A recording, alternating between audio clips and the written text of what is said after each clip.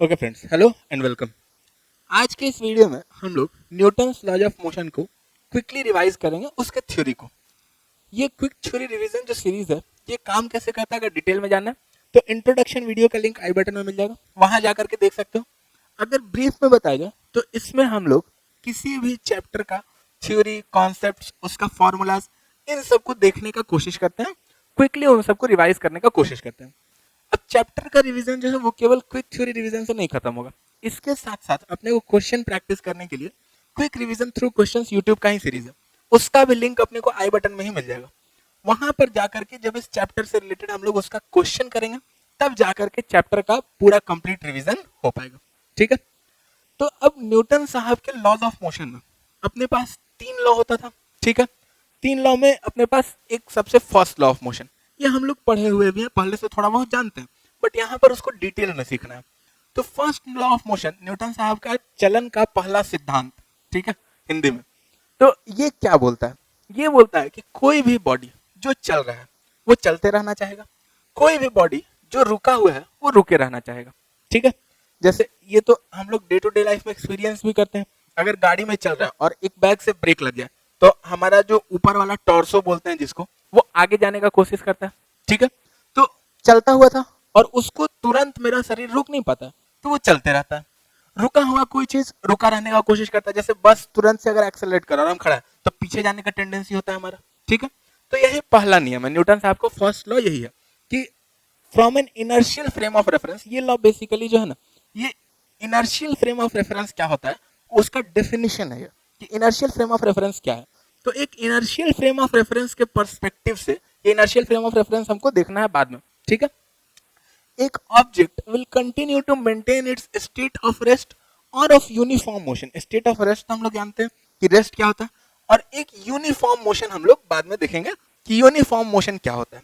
ठीक है, तब तक वो कंटिन्यू करना चाहेगा unless and until acted upon bye an external unbalanced force.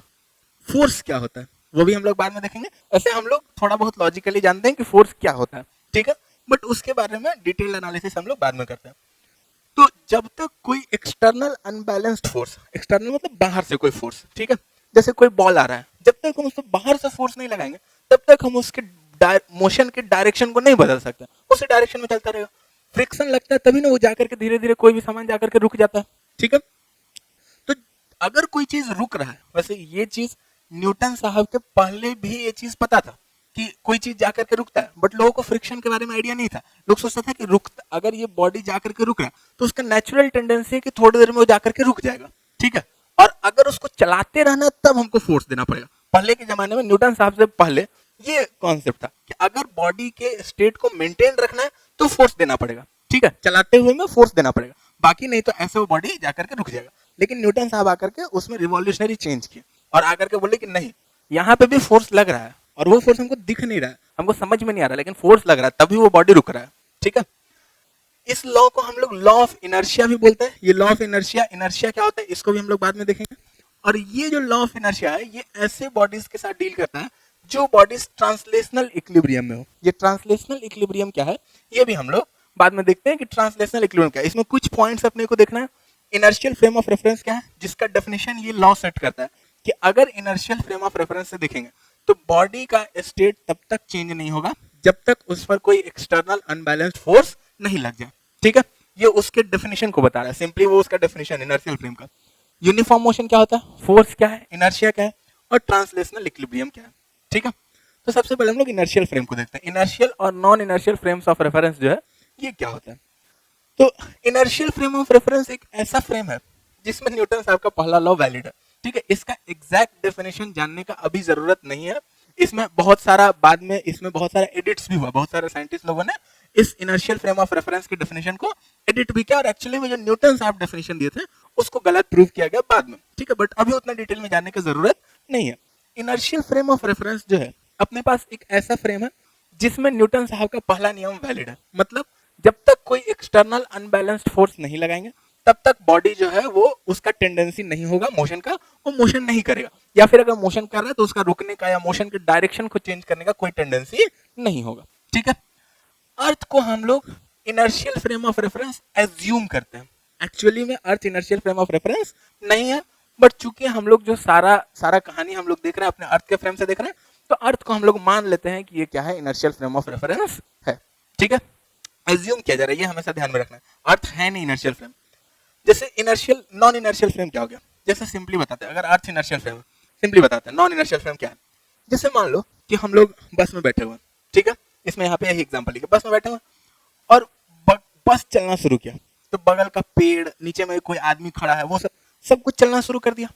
अब हमको इतना तो पता है कि पेड़ जो है वो जमीन से रूटेड है, मतलब ग्राउंड से, अगर अर्थ से देखा जाए तो पेड़ पर तो कोई फोर्स नहीं दिख रहा है हमको, ठीक है, और बस से हम देख रहे हैं तो पेड़ चल रहा है, फोर्स नहीं लग रहा है फिर भी पेड़ चल रहा है, यानी कि पेड़ चलना शुरू कर दिया, मतलब उसका स्टेट जो है रेस्ट से मोशन में आ गया, और वो तब तक नहीं हो सकता है जब तक कोई एक्सटर्नल अनबैलेंस्ड फोर्स नहीं लगे, ऐसा न्यूटन साहब बोले।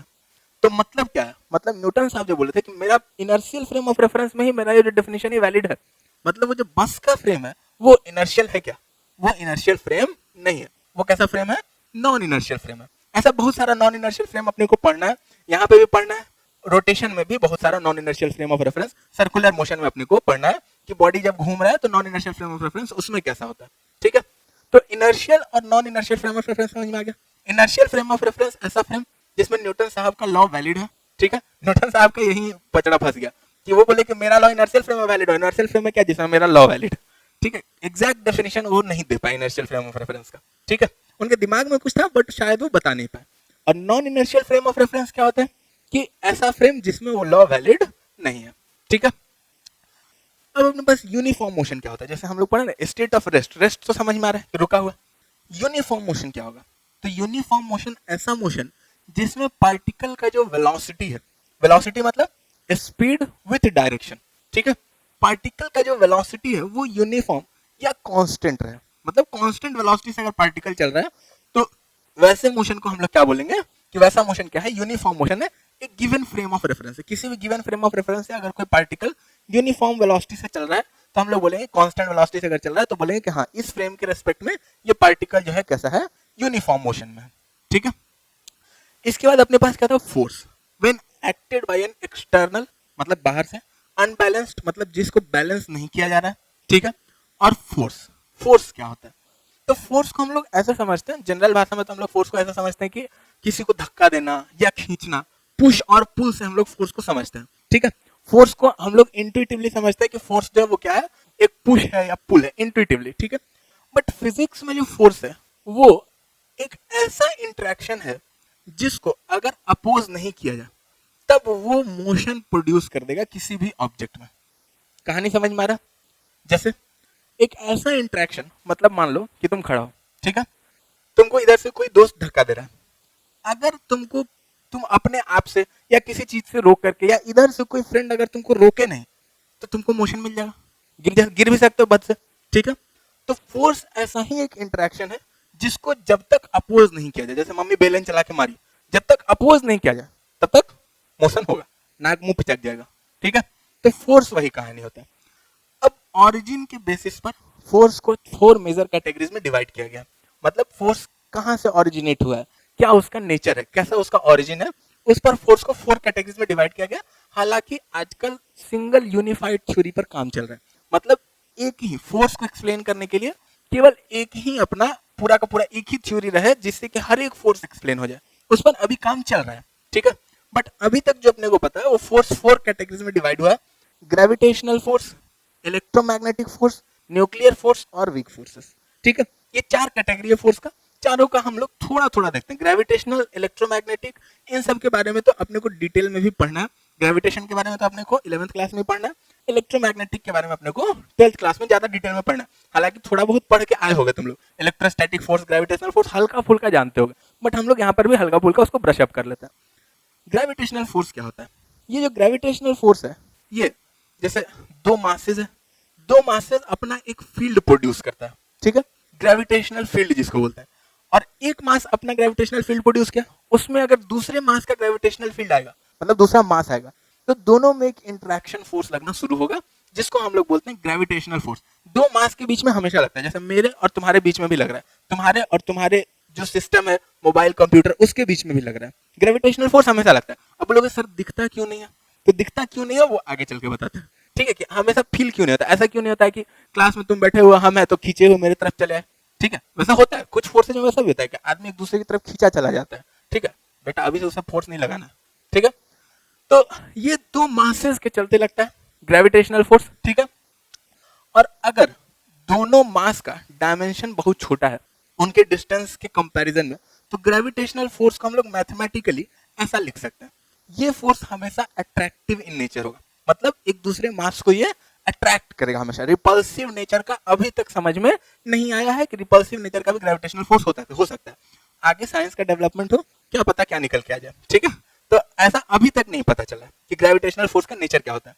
तो फोर्स को हम लोग ऐसा रिप्रेजेंट करते हैं जहां पर जी जो है कैपिटल जी, इसको बोला जाता है यूनिवर्सल ग्रेविटेशनल कांस्टेंट, ठीक है। यूनिवर्सल मतलब हर एक बॉडी के लिए, ये यूनिवर्स के हर एक बॉडी के लिए जी का वैल्यू उतना ही होगा, ऐसा नहीं कि बॉडी बदल जाएगा तो जी का वैल्यू बदल जाएगा, ठीक है। बट ये जो इक्वेशन लिखना, ये दो पॉइंट मासेस के लिए, पॉइंट मासेस मतलब जिसका साइज जो है काफी छोटा, जैसे मान लो कि एक हम बॉल ले लिए, बॉल का रेडियस मान लो कि कुछ 5 सेंटीमीटर है, ठीक है, तो उसके कंपैरिजन में अगर कोई मास मान लो कि 10 मीटर 5 मीटर पर रखा हुआ है, तो हम लोग मान सकते हैं कि ये फॉर्मूला उसके लिए वैलिड रहेगा पॉइंट मासेस के लिए, ठीक है। जी जो यूनिवर्सल ग्रेविटेशनल कांस्टेंट है, इसका वैल्यू 6.67 इंटू 10⁻11 होता है, ठीक है। और ये इसका यूनिट होता है, ये यूनिट कहां से है तो यहां से देख सकते हो, जी को हम लोग लिख सकते हैं F R square upon m1 into m2, F का unit newton, R square metre square, और m1 m2 का यूनिट मास का यूनिट क्या होता है केजी, तो न्यूटन मीटर स्क्वायर पर केजी स्क्वायर, ये उसका यूनिट हो जाएगा, ठीक है। अब ग्रेविटेशनल पुल जो है वो हर एक बॉडी पर लग रहा है, हम लोग पर भी लग रहा है अर्थ के चलते, इसीलिए हम लोग धरती से जुड़े हुए हैं, जमीन से जुड़े रहना चाहिए लोग बोलता है ना, ठीक है। तो हम लोग पे भी जमीन फोर्स लगा रहा है, अर्थ फोर्स लगा रहा है, इसलिए हम लोग जमीन से जुड़े हुए हैं, ठीक है। और बाद में ऐसा पढ़ोगे, जब ग्रेविटेशन पढ़ोगे तो ये चीज प्रूव किया जाएगा कि जो भी स्फेरिकल बॉडी सिमेट्रिकल होता है, ठीक है, जैसे अर्थ जो है, ठीक है, ये बाद में पढ़ोगे, तो अर्थ को हम लोग ऐसा एज्यूम कर सकते हैं कि अर्थ के सरफेस के बाहर अगर कहीं फोर्स देखना, तो अर्थ के मास को हम लोग ऐसा मान सकते हैं कि उसका पूरा का पूरा मास उसके सेंटर पर कंसोलिडेटेड है, ठीक है, उसके सेंटर पर पूरा का पूरा मास, और वो पॉइंट मास है, और उस पॉइंट मास के चलते जो फोर्स लग रहा होगा वही फोर्स पूरा अर्थ के चलते भी लगेगा, ये बाद में पढ़ोगे, ठीक है। ग्रेविटेशन चैप्टर है पूरा, उसमें ये चीज प्रूव किया जाएगा। तो अब अगर ऐसा है तो हम लोग फोर्स को लिख सकते हैं क्या, जी into mass of earth, m1 हो गया मास ऑफ अर्थ, और पॉइंट मास है कहाँ रखा हुआ है, सेंटर पर, और हम लोग कहाँ है, सरफेस पर, ठीक है। तो सेंटर से सरफेस के बीच का डिस्टेंस कितना हो जाएगा, रेडियस के बराबर, अर्थ का रेडियस के बराबर ही हो जाएगा सेंटर से सरफेस का डिस्टेंस, ठीक है। तो जी into mass of earth, m2 हम लोग का मास जो भी बॉडी है, मास ऑफ बॉडी, और R square radius of earth का स्क्वायर, ठीक है। अब देखो मास ऑफ अर्थ, जब तक हम लोग अर्थ पर है, अर्थ के सरफेस पर है, तब तक मास ऑफ अर्थ तो सेम ही रहेगा, अर्थ के सरफेस पर नहीं तभी मास ऑफ अर्थ सेम है, बट उस टाइम पे रेडियस बदल जाएगा। तो जब तक हम लोग अर्थ के सरफेस पर है तब तक मास ऑफ अर्थ सेम है हर एक बॉडी के लिए, रेडियस ऑफ अर्थ सेम है हर एक बॉडी के लिए, तो ये G M by R square जो ये एक कांस्टेंट टर्म हो जाएगा ना सरफेस के लिए, जिसको हम लोग लिख लेते हैं स्मॉल जी, जिसको हम लोग बोलते हैं एक्सेलरेशन ड्यू टू ग्रेविटी, ठीक है। देखो एक्सेलरेशन हम लोग ऐसा बोलते हैं ना, फोर्स पर यूनिट मास, ठीक है, 10th में 9th में पढ़े हो, 9th में पढ़े होगे, फोर्स पर यूनिट मास, तो देखो force per unit mass of body, तो वो क्या आ जाएगा, G M by R square आ जाएगा, और वही एक्सेलरेशन है, कौन दे रहा है, ग्रेविटेशन दे रहा है, ग्रेविटी दे रहा है अर्थ का, तो इसीलिए उसको बुलाता है एक्सेलरेशन ड्यू टू ग्रेविटी। और ये जी का वैल्यू कैलकुलेट किया जा सकता है ना, ठीक है। ये यूनिवर्सल ग्रेविटेशनल कांस्टेंट पता है अपने को, मास ऑफ अर्थ अपन लोग को पता है, चाहो तो गूगल करके इसका वैल्यू निकाल के देख सकते हो, रेडियस ऑफ अर्थ अपने पास 6400 किलोमीटर होता है, ठीक है।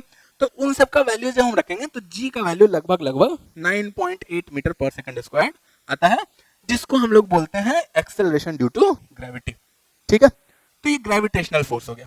अब ऐसा ही एक अपने पास इलेक्ट्रोमैग्नेटिक फोर्स होता है। इलेक्ट्रोमैग्नेटिक फोर्स जो है ये दो टर्म है इसमें, एक इलेक्ट्रो और एक मैग्नेटिक, मतलब इलेक्ट्रिक फोर्सेस और magnetic forces, basically electrostatic forces और मैग्नेटिक फोर्सेस से का मिक्सचर जो है उसी को बोला जाता है इलेक्ट्रोमैग्नेटिक फोर्स, ठीक है। अब ये जो इलेक्ट्रोमैग्नेटिक फोर्स है ये जो इलेक्ट्रोस्टैटिक और मैग्नेटिक फोर्स से बन रहा है, इसमें मैग्नेटिक फोर्स के बारे में हम लोग 12th क्लास में पढ़ेंगे, ठीक है। अब इलेक्ट्रोस्टैटिक फोर्स क्या होता है, जैसे अगर दो चार्जेस है, पॉइंट चार्जेस फिर से, ठीक है, पॉइंट चार्जेस मतलब चार्ज का जो डायमेंशन है वो काफी छोटा है compare to distance between them, ठीक है। तो अब अगर दो पॉइंट चार्जेस है और दोनों को आर सेपरेशन पर रखा गया, तो उन दोनों के बीच में जो इंटरेक्शन फोर्स लगेगा वो कितना लगेगा, तो एफ जो लिखा जाता है के Q1 Q2 upon R square, जहां Q क्या है, चार्ज है, उस पर कितना चार्ज है वो Q डिनोट कर रहा है, ठीक है। तो ये force k q one q two upon R square है, जहां पर के को हम लोग बोलते हैं, के जो है के मीडियम के साथ चेंज करता है। के जो है यहाँ पर यूनिवर्सल कांस्टेंट है, जैसे ग्रेविटेशन वाले में था ना यूनिवर्सल कांस्टेंट, वैसा नहीं है। वैक्यूम के लिए अलग होता है के, उसी बीच में अगर वाटर हो जाए उसके लिए अलग होगा, वाइल कोई आ जाए उसके लिए के अलग होगा।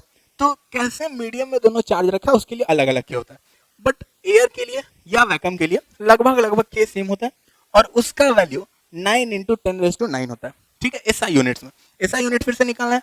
फोर्स का यूनिट न्यूटन मीटर स्क्वायर पर कूलम स्क्वायर।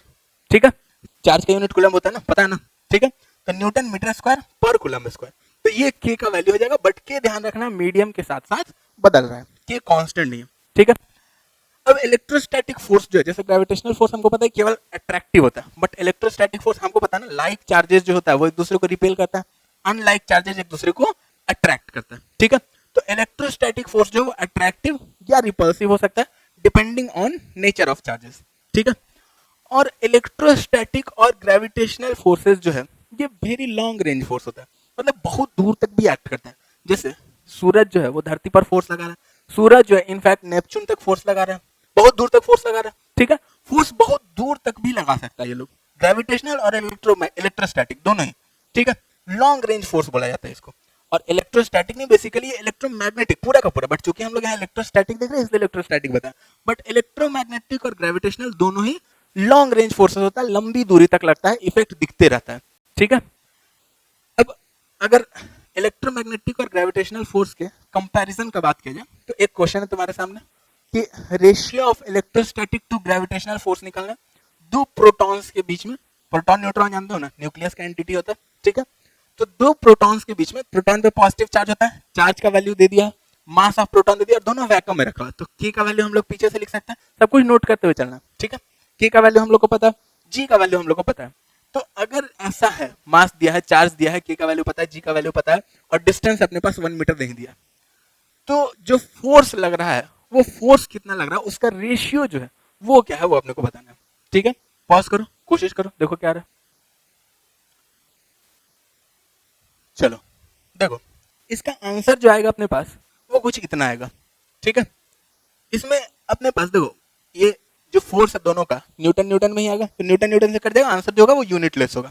ठीक है, अब देखो इलेक्ट्रोस्टैटिक फोर्स हम लोग निकाल लिए थे, k q one q two upon R square, gravitational force G m1 m2 upon R square. वैसे तो डिस्टेंस कट ही जा रहा है, बट 1 मीटर देने का फिर क्या पॉइंट है, तो डिस्टेंस जो है वो वेरी लार्ज है, प्रोटॉन का साइज बहुत छोटा होता है। ठीक है, फेम्टोमीटर्स के रेंज का होता है, तो डिस्टेंस जो वेरी लार्ज है वो बताया जा रहा है यहाँ पर 1 मीटर दे करके। ठीक है, तो अपने पास डिवाइड कर देंगे तो ये अपने पास वैल्यू आ रहा है, यहाँ पर देख रहे हो 1.24 इंटू 10⁻36, 36 समझ रहे हो, 10⁻36 कितना बड़ा चीज हो गया।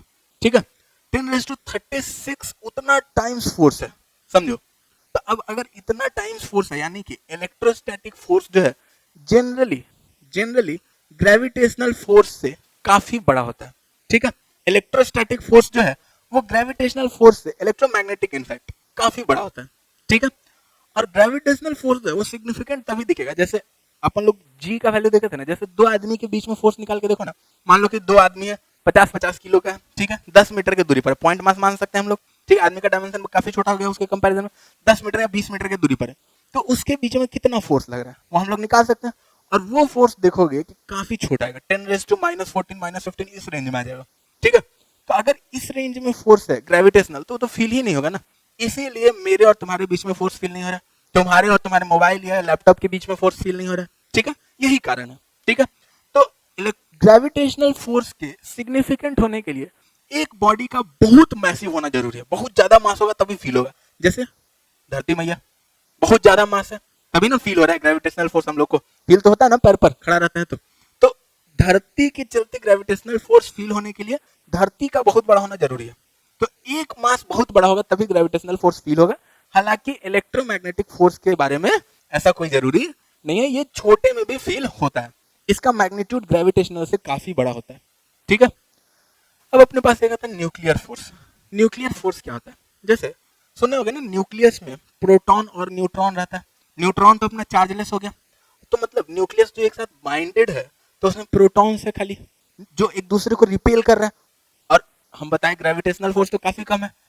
ठीक है, तो अगर इलेक्ट्रोस्टैटिक फोर्स प्रोटॉन्स के बीच में काफी ज्यादा है तो प्रोटॉन्स एक साथ न्यूक्लियस में बंद क्या है कैसे, तो उस चीज को एक्सप्लेन करने के लिए अपने पास न्यूक्लियर फोर्स का जन्म हुआ। ठीक है, ये न्यूक्लियर फोर्स जो है ये इलेक्ट्रोमैग्नेटिक से भी स्ट्रांग होता है, लेकिन इसके साथ एक लेकिन है, ये शॉर्ट रेंज फोर्स है, छोटे दूर में ही लगता है। तो अब अगर डिस्टेंस ज्यादा हो जाएगा तो ये फोर्स ग्रेविटेशनल से भी वीक हो जाता है, बहुत वीक हो जाता है।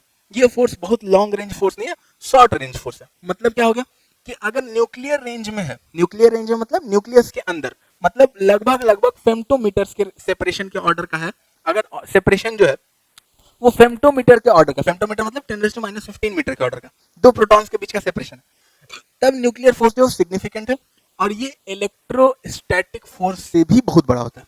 ठीक है, और यही रीजन है कि न्यूक्लियस एक साथ चिपक के एक साथ रहता है, एक एंटिटी के रूप में रहता है, नहीं तो प्रोटॉन एक दूसरे को रिपेल करेगा, छितरा जाएगा पूरा। ठीक है, तो अपने पास जो न्यूक्लियर फोर्स है ये किसी भी दो न्यूक्लियॉन के बीच में लगता है, इसके लिए चार्ज होना ये सब जरूरी नहीं है। ठीक है, दो न्यूट्रॉन के बीच में भी लग सकता है, दो प्रोटॉन के बीच में भी लग सकता है, एक प्रोटॉन एक न्यूट्रॉन के बीच में भी लग सकता है।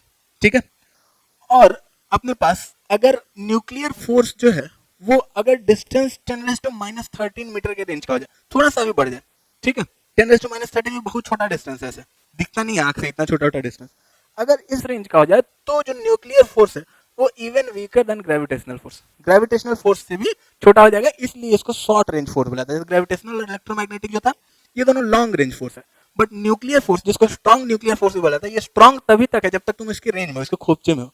जैसे ही इसके खोपचे से बाहर गए ये बहुत वीक हो जाता है। ठीक है, लोकल गुंडा टाइप का आदमी। ठीक है, अब वीक फोर्सेस, वीक फोर्स क्या होता है, देखो वीक, इसको वीक न्यूक्लियर फोर्स भी बोलते हैं, ये भी न्यूक्लियर फोर्स ही है, न्यूक्लियस में ही लगता है। ठीक है, ये वीक फोर्स जो है ये रेस्पॉन्सिबल है बीटा डीके के लिए। ठीक है, बीटा डीके क्या होता है, जैसे एक जब 12th में जाओगे तो एक रिएक्शन पढ़ोगे जिसमें न्यूट्रॉन जो है वो स्प्लिट अप होके प्रोटॉन और इलेक्ट्रॉन में बदल जाता है। ठीक है, इसको बीटा डीके बोलते हैं। तो बीटा डीके करवाने के लिए यही फोर्स रेस्पॉन्सिबल होता है, वीक न्यूक्लियर फोर्स। ये काफी वीक होता है, ठीक है, स्ट्रॉन्ग जैसा नहीं होता है। ये वीक न्यूक्लियर फोर्स जो है ये विद इन अ न्यूक्लियस ही लगता है, मतलब विद इन अ न्यूक्लियस भी नहीं, with in a size of proton या न्यूट्रॉन, उतना ही इसका रेंज होता है। इसको वेरी शॉर्ट रेंज फोर्स बोलते हैं। ठीक है, साइज ऑफ प्रोटॉन या न्यूट्रॉन, जैसे पिछला वाला न्यूक्लियस के साइज में लग रहा था, ये साइज ऑफ प्रोटॉन या न्यूट्रॉन के साइज में ही लगता है। ठीक है, और ये फोर्स जो है ये वेरी शॉर्ट रेंज है। ठीक है, वेरी शॉर्ट रेंज है और वीक भी है। ठीक, और इसके बारे में जो ये जो डीके हम बता रहे हैं 12th क्लास में पढ़ोगे, बट ऐसा नहीं सोच लेना है कि न्यूट्रॉन जो है, न्यूट्रॉन टूट के प्रोटॉन और इलेक्ट्रॉन में बना ना। ठीक है, तो हम ऐसा नहीं मान लें कि न्यूट्रॉन एक बड़ा सा बॉल था, इसमें एक प्रोटॉन था एक इलेक्ट्रॉन था, बाहर का सेल फट गया बन गया एक प्रोटॉन एक इलेक्ट्रॉन, ऐसा नहीं मान के चलना। ठीक है, न्यूट्रॉन जो है उसका कन्वर्जन प्रोटॉन और इलेक्ट्रॉन में होता है, बट न्यूट्रॉन जो है वो ऐसा नहीं मानना है कि प्रोटॉन था पॉजिटिव चार्ज, इलेक्ट्रॉन था नेगेटिव चार्ज, मिलके न्यूट्रल हो गया।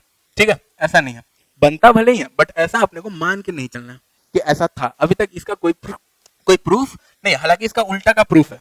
ठीक है, इसका उल्टा का प्रूफ है अपने पास। ठीक है, तो ये सारा जो कहानी है जितना भी हम लोग देख रहे हैं इन सबको नोट कर लो, फिर हम लोग आगे देखते हैं। अब जैसे हम लोग देखें कि ओरिजिन की बेसिस पर फोर्स को 4 कैटेगरी में बांटा गया है।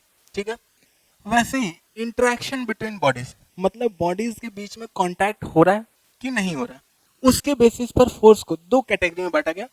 एक नॉन कांटेक्ट जिसमें कोई कांटेक्ट नहीं हो फिर भी फोर्स लगेगा, और एक कांटेक्ट फोर्स है जिसमें कांटेक्ट का होना जरूरी है। ठीक है, हालांकि नॉन कांटेक्ट फोर्सेस टाइप का ही कांटेक्ट फोर्सेस होता है माइक्रोस्कोपिक लेवल पर, बट मैक्रोस्कोपिक लेवल पे कांटेक्ट अगर नहीं होगा तो ये फोर्स का मैग्नीट्यूड है ये काफी कम रहेगा, उसको फील नहीं किया जा सकता। ठीक है, तो अब नॉन कांटेक्ट या फील्ड फोर्स बोलते हैं, जिसमें फील्ड का इंटरेक्शन होता है तब फोर्स लगता है। इसमें अपने पास ग्रेविटेशनल और इलेक्ट्रोमैग्नेटिक फोर्सेज आता है। इस टाइप का फोर्स मतलब जितना भी चारों फोर्स है सब बेसिकली फील्ड फोर्स ही है। ठीक है, उसमें कांटेक्ट नहीं चाहिए, बट कांटेक्ट फोर्सेज जो होता है वो ऐसा फोर्सेज है जब कांटेक्ट होगा तभी वो फील होगा। जैसे मम्मी का बेलन वाला एग्जांपल ले लो। ठीक है, बेलन चला के मारी, अगर तुम ऐसे करके बच गए तब तो ठीक है, चोट नहीं लगेगा, लेकिन अगर लग गया कांटेक्ट हो गया तो फील होगा। ठीक है, कोई तुमको एक झापड़ मारा बच गए तब तो चोट नहीं लगेगा, लेकिन अगर झापड़ चपक गया फील हो जाएगा। ठीक है, तो कांटेक्ट फोर्स वैसा ही फोर्स हो गया जो कांटेक्ट होने पर दिखेगा अपने को। ठीक है, जैसे अपने पास कांटेक्ट फोर्सेस का कुछ एग्जांपल्स है। ठीक है, जो कांटेक्ट होने पर दिखता है। नॉन कांटेक्ट के बारे में तो हम लोग थोड़ा बहुत देख लिया, बाकी अब आगे देखना आगे के चैप्टर्स में। ठीक है, या आगे के क्लास में। कांटेक्ट फोर्सेस में अपने पास कुछ होता है जैसे एक नॉर्मल रिएक्शन है, ठीक है, एक फ्रिक्शन होता है, टेंशन होता है, कंप्रेशन होता है और स्प्रिंग का फोर्स होता है, ठीक है। इन सबको हम लोग थोड़ा थोड़ा जान लेते हैं कि क्या चीज है। तो अब अपने पास नॉर्मल रिएक्शन और फ्रिक्शन क्या चीज है वो हम लोग देखते हैं। तो यहाँ पर देखो, जब भी दो बॉडीज के बीच में कांटेक्ट होगा तो एक कांटेक्ट फोर्स लगता हुआ दिखेगा। जैसे मान लो कि हम दीवार को प्रेस कर रहे हैं, तो दीवार तो ऐसा नहीं कि धंसते जाएगा, तो दीवार हम पे एक फोर्स लगाएगा उसको रोकने के लिए। जैसे मान लो कि एक कुछ डस्टर रखा हुआ मान लो सरफेस पर, ठीक है, तो डस्टर ऐसा तो नहीं कि सरफेस के अंदर धंस जा रहा है, तो डस्टर को नीचे जाने से रोकने के लिए जो सरफेस है वो एक फोर्स लगाएगा ऊपर के साइड, तो एक फोर्स तो ऐसा लग रहा है, ठीक है। अब अगर मान लो डस्टर को हम लोग थोड़ा सा वेलोसिटी देके आगे भेज देते हैं तो धीरे धीरे स्लोली स्लोली जाकर के वो रुक जाएगा कहीं ना कहीं, ठीक है। तो नॉर्मल रिएक्शन तो लग ही रहा था, एक जो परपेंडिकुलर वाला जिसको हम लोग नॉर्मल रिएक्शन बोलते हैं, और रोकने के लिए एक रोकने वाला फोर्स भी लग रहा है जिसको हम लोग क्या बोलते हैं, फ्रिक्शन बोलते हैं, और ये अलोंग द सरफेस लगता है। फ्रिक्शन के बारे में हम लोग ज्यादा डिटेल में नेक्स्ट चैप्टर में पढ़ने वाले हैं, ठीक है। और ये जो दोनों फोर्स है इसी का रिजल्टेंट जो है इसको हम लोग बोलते हैं कि यही क्या है अपने पास, नेट कांटेक्ट फोर्स है। जो कांटेक्ट होने पर दो बॉडीज के बीच में जब कांटेक्ट है तो यही दो फोर्स, एक नॉर्मल रिएक्शन लग रहा होगा, एक फ्रिक्शन लग रहा होगा। और नॉर्मल रिएक्शन अपने को ये समझना है कि नॉर्मल रिएक्शन जो हमेशा perpendicular to surfaces in contact होता है, ठीक है। नॉर्मल रिएक्शन का डायरेक्शन समझने में जनरली दिक्कत होता है, तो ये हमेशा समझना है कि सरफेस का परपेंडिकुलर खोजना है, परपेंडिकुलर कहाँ है इसका, उसके बाद हम लोग नॉर्मल रिएक्शन बनाएंगे, ठीक है। जैसे अपने पास एक एग्जांपल यहाँ पर है कि ये एक दीवार है, ये फ्लोर है, और इस पर मान लो कि एक रॉड या एक लैडर, एक सीढ़ी टाइप का कुछ ऐसा रखा हुआ है, ठीक है। अब दो जगह कांटेक्ट है, एक यहाँ एक यहाँ, ठीक है। तो अब यहाँ पर अगर नॉर्मल रिएक्शन देखना तो वो तो सिंपल है, ठीक है। यहाँ का नॉर्मल रिएक्शन कैसा, तो ये सरफेस दिख रहा है, इसके परपेंडिकुलर नॉर्मल रिएक्शन सिंपल बना दिया, ठीक है। बट अगर यहाँ पर नॉर्मल रिएक्शन देखना है तो देखो यहाँ पर जो सरफेस है इसका परपेंडिकुलर हमको नहीं पता है। क्यों नहीं पता है, क्योंकि इसका सरफेस वहां पर हमको उसका शेप नहीं पता है। जैसे अगर हम जूम इन करते जाएंगे तो शेप कुछ ऐसा दिखेगा ना, कर्व होता हुआ फिर ऐसा परपेंडिकुलर हो जाएगा, ठीक है। तो इसके सरफेस पे परपेंडिकुलर हमको नहीं समझ में आ रहा, बट इसके सरफेस पे तो परपेंडिकुलर समझ में आ रहा है ना ऐसा, तो इसी डायरेक्शन में तो नॉर्मल रिएक्शन होगा। दोनों सरफेस के परपेंडिकुलर है तो एक भी सरफेस का परपेंडिकुलर मिल गया तो काम हो गया। और जनरली एज पर परपेंडिकुलर हमको नहीं समझ में आएगा, तो ऐसा सरफेस खोजेंगे जो प्लेन हो। जैसे यहाँ पे ये प्लेन है, यहाँ पर देखो यहाँ पर इस वाले का एज था तो ये प्लेन सरफेस था, तो नॉर्मल रिएक्शन वहां पे वैसा हो गया, ठीक है। नॉर्मल रिएक्शन डायरेक्शन में कोई कंफ्यूजन नहीं है, ठीक है। चलो एक और एग्जांपल देख लेते हैं। जैसे मान लो कि ये एक स्फेरिकल या सिलिंड्रिकल ऐसा बॉल टाइप का कुछ है, ठीक है, और यहाँ पर दो एज पर ऐसा सपोर्ट करके रखा हुआ है, ठीक। तो अब जो फोर्स लग रहा है नॉर्मल रिएक्शन यहाँ दोनों एजेस पर लग रहा होगा, तो अब देखो नॉर्मल रिएक्शन अगर लग रहा है तो अपने को सरफेस का परपेंडिकुलर चाहिए, एज पे हम पता है परपेंडिकुलर पता करना मुश्किल होगा, ठीक है। तो इसका परपेंडिकुलर तो पता है ना, इसका जो क्रॉस सेक्शन दिख रहा है इसका परपेंडिकुलर जो होगा वो रेडियस के लॉन्ग ही तो होगा।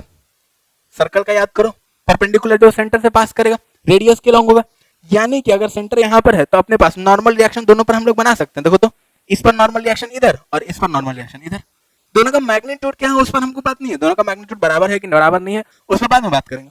बट डायरेक्शन तो हमको समझ में आ रहा है कि दोनों जगह पर क्या होगा, ये जो सरफेस है सर्कुलर सरफेस दिख रहा है इसके क्या दिखेगा, परपेंडिकुलर दिखेगा, ठीक है। तो नॉर्मल रिएक्शन अपने को समझना है दोनों सरफेस के परपेंडिकुलर होता है। अब अगर एक का परपेंडिकुलर नहीं मिल रहा है तो दूसरे का खोजने की कोशिश करेंगे कि क्या इसका परपेंडिकुलर पता है, ठीक है। तो ये कहानी हो गया नॉर्मल रिएक्शन और फ्रिक्शन का। अब टेंशन और कंप्रेशन का बात करते हैं। जैसे मान लो कि कोई रस्सी बांध दी है कहीं से, ठीक है, जैसे कोई सामान को खींचना होता है तो हम लोग क्या करते हैं, रस्सी बांध के खींच लेते हैं, ठीक है। तो रस्सी को जब हम खींच रहे हैं तो रस्सी टूट तो नहीं रहा है, मतलब अगर टूट नहीं रहा है तो सामान को रस्सी खींच रहा है, मतलब रस्सी जो है वो एक फोर्स लगा रहा है। रस्सी को जब हम खींच रहे हैं तो रस्सी वापस एक फोर्स लगा रहा है, और वो फोर्स जो रस्सी को टूटने से रोक रहा है उसी फोर्स को हम लोग क्या बोलते हैं, टेंशन, यानी कि तनाव, ठीक है। वो रस्सी तन गया, जैसे ऐसे रस्सी को छोड़ दोगे तो ढीला रहता है बट तनाव आ गया है उसमें, ठीक है। कंप्रेशन क्या हो गया, जैसे खींचने के लिए रस्सी का यूज कर सकते हैं, या फिर जैसे ऐसा सुनने हो गया कि जनरली गाड़ी उड़ी जब फंस जाता है कहीं पर, ठीक है, तो गाड़ी को खींचने के लिए उसमें टोइंग मैकेनिज्म का यूज किया जाता है, एक रॉड लगा करके गाड़ी को खींचा जाता है। अब बोला जाता है जनरली कंपनी वाला ये बोलेगा कि 2 रॉड लगा के ही खींचिए, रस्सी लगा के मत खींचिए। क्यों, क्योंकि देखो रस्सी लगाएंगे तो खींच तो लेगा पर जब रोकना होगा गाड़ी को तो रस्सी नहीं रोक सकता, रस्सी ढीला हो जाएगा, ठीक है। रस्सी कंप्रेशन फोर्स नहीं लगा सकता, क्यों, क्योंकि उसका स्टिफनेस कांस्टेंट जो है, जिसके बारे में आगे जानोगे स्टिफनेस क्या होता है। स्टिफनेस इतना समझ लो कि उसका जो रोकने का क्षमता है, ठीक है, वो जो है काफी कम होता है, ठीक है। रस्सी के रोकने का क्षमता, कंप्रेशन को रोकने का क्षमता, दबाव को रोकने का क्षमता काफी कम होता है, ठीक है। इसलिए रस्सी जो है वो पुश नहीं कर सकता, रॉड जो है वो क्या कर सकता है, पुश कर सकता है। जैसे अगर कार का बात कर रहे हैं तो कार में अगर रॉड लगाए हुए हैं तो जब हम आगे वाले कार से, एक कार से या किसी गाड़ी से, पिकअप ट्रक से खींच रहे हैं, तो आगे वाला जो गाड़ी है जब वो ब्रेक मारेगा तो रॉड इस पर ब्रेक का फोर्स को ट्रांसफर कर देगा, कंप्रेशन फोर्स को ट्रांसफर कर देगा, लेकिन रस्सी जो है वो कंप्रेशन को ट्रांसफर नहीं कर पाता, ठीक है। तो टेंशन और कंप्रेशन समझ में आ गया। टेंशन क्या होता है, टेंशन या कंप्रेशन वो चीज है जो खींचने या दाबने पर उसको रेजिस्ट करे, उसको टेंशन या कंप्रेशन बोलते हैं। बेसिकली ये सारा जो फोर्सेज है ये सारा इलेक्ट्रोमैग्नेटिक फोर्सेस का ही अलग अलग टाइप है। जैसे टेंशन और कंप्रेशन भी जो है ये इलेक्ट्रोमैग्नेटिक ओरिजिन का ही है, बट जब तक कांटेक्ट नहीं है रॉड में और गाड़ी में तब तक वो दिखेगा नहीं, या रस्सी में या और किसी चीज में जब तक कांटेक्ट नहीं तब तक वो फोर्स नहीं दिखता है, ठीक है। अब रस्सी जो है उसका एक लिमिट होता है, तो जो लिमिट पर वो टूट जाए उसको हम लोग बोलते हैं क्या, ब्रेकिंग टेंशन, ठीक है। जिस लिमिट पर जाकर के वो टूट जाए उसको हम लोग ब्रेकिंग टेंशन बोलते हैं। अब अगर रस्सी मासलेस है, मासलेस मतलब उसका नेग्लिजिबल मास है, मासलेस रस्सी तो हो ही नहीं सकता, ठीक है। अगर उसका नेग्लिजिबल मास है तब उसमें टेंशन जो है हर एक पॉइंट पर क्या होगा, सेम होगा। कुछ ऑब्स्ट्रक्शन अगर बीच में नहीं है तो ये कुछ इसका मतलब उसका कुछ ड्रॉबैक भी, हर जगह टेंशन सेम नहीं मान लेना ऐसा झटाक से। जैसे मान लो कि अगर कोई रस्सी ऊपर से लटका हुआ है, ठीक है, और हम उसमें पकड़ के लटक जाते हैं तो क्या होगा, फिर रस्सी टूट जाएगा, बहुत मार मारेंगे बेटा। रस्सी नहीं टूटा, मोटा रस्सी है, ठीक है, तो रस्सी अगर लटका हुआ हम उसमें लटक जा रहे हैं तो जिस पॉइंट पे हम लटके हैं उसके ऊपर का रस्सी तो पूरा टाइट हो जाएगा, बट उसके नीचे का रस्सी क्या टाइट होगा, नहीं होगा। मतलब ऊपर में टेंशन आ गया, रस्सी तो सेम ही है ना, बट ऊपर में टेंशन आ गया, नीचे में टेंशन नहीं आया। बट अगर रस्सी का मास नेग्लिजिबल है तो ऊपर में जो टेंशन आया हर एक पॉइंट पर लगभग लगभग क्या होगा, सेम होगा। ये कहानी है इसका। ऐसा नहीं कि सेम रस्सी है तो हर जगह टेंशन सेम ही होगा।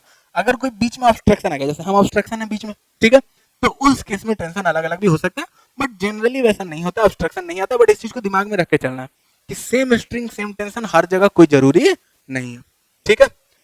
अब अगर एक स्ट्रिंग जो है वो पुली पर से पास करे, जैसे पुली देखे होगे ना गाँव में, जैसे अपने पास कुआं में से पानी निकालने के लिए यूज होता है, ठीक है। इधर साइड एक बाल्टी लगा हुआ रहेगा, ऐसा बाल्टी, और इधर से आदमी खींच रहा होगा उसको,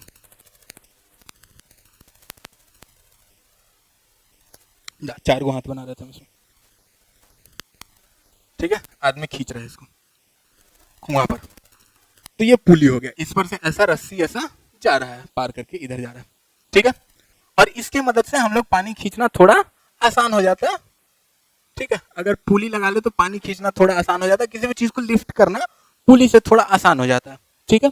क्यों होता है उसको हम लोग बाद में समझेंगे, ठीक है, बट पुली से थोड़ा आसान हो जाता है। इसमें सोच भी सकते हो बाद में जब चैप्टर खत्म हो जाए तो उसके बाद सोचना कि आखिर ऐसा क्यों होता है कि पुली से किसी चीज को खींचना आसान होता है। सिंगल पुली है, फोर्स हमको उतना ही लगाना पड़ेगा जितना नॉर्मली हम खींचते तो लगाते हैं, ठीक है, बट फिर भी आसान क्यों हो जा रहा है खींचना, उसको सोच सकते हो, ठीक है। अब यहाँ पर अगर स्ट्रिंग पुली से पास कर रहा है, ठीक है, तो टेंशन जो दोनों साइड में वो सेम होगा। उसके लिए कुछ कंडीशन है, क्या, पहला, या तो स्ट्रिंग और पुली के बीच में कोई फ्रिक्शन नहीं हो, एकदम फ्रिक्शनलेस स्लिप कर रहा है वो इसके ऊपर, ठीक है, या फिर अगर फ्रिक्शन है, ठीक है, अगर फ्रिक्शन है तो पुली का जो मास है ना वो नेग्लिजिबल हो, मतलब मासलेस पुली इसको हम लोग बोलते हैं, मास जो वो काफी कम हो। तो अगर फ्रिक्शन है, मान लो पुली रोटेट कर रहा है, ठीक है, और इसका मास काफी कम है, ठीक है, और यहाँ पे जो बियरिंग है उसमें भी फ्रिक्शन काफी कम है, फ्रिक्शन नहीं लग रहा, उसी को लिखा हुआ है कि free to rotate and free to rotate, rotate करने के लिए एकदम फ्री है, और मास काफी कम है।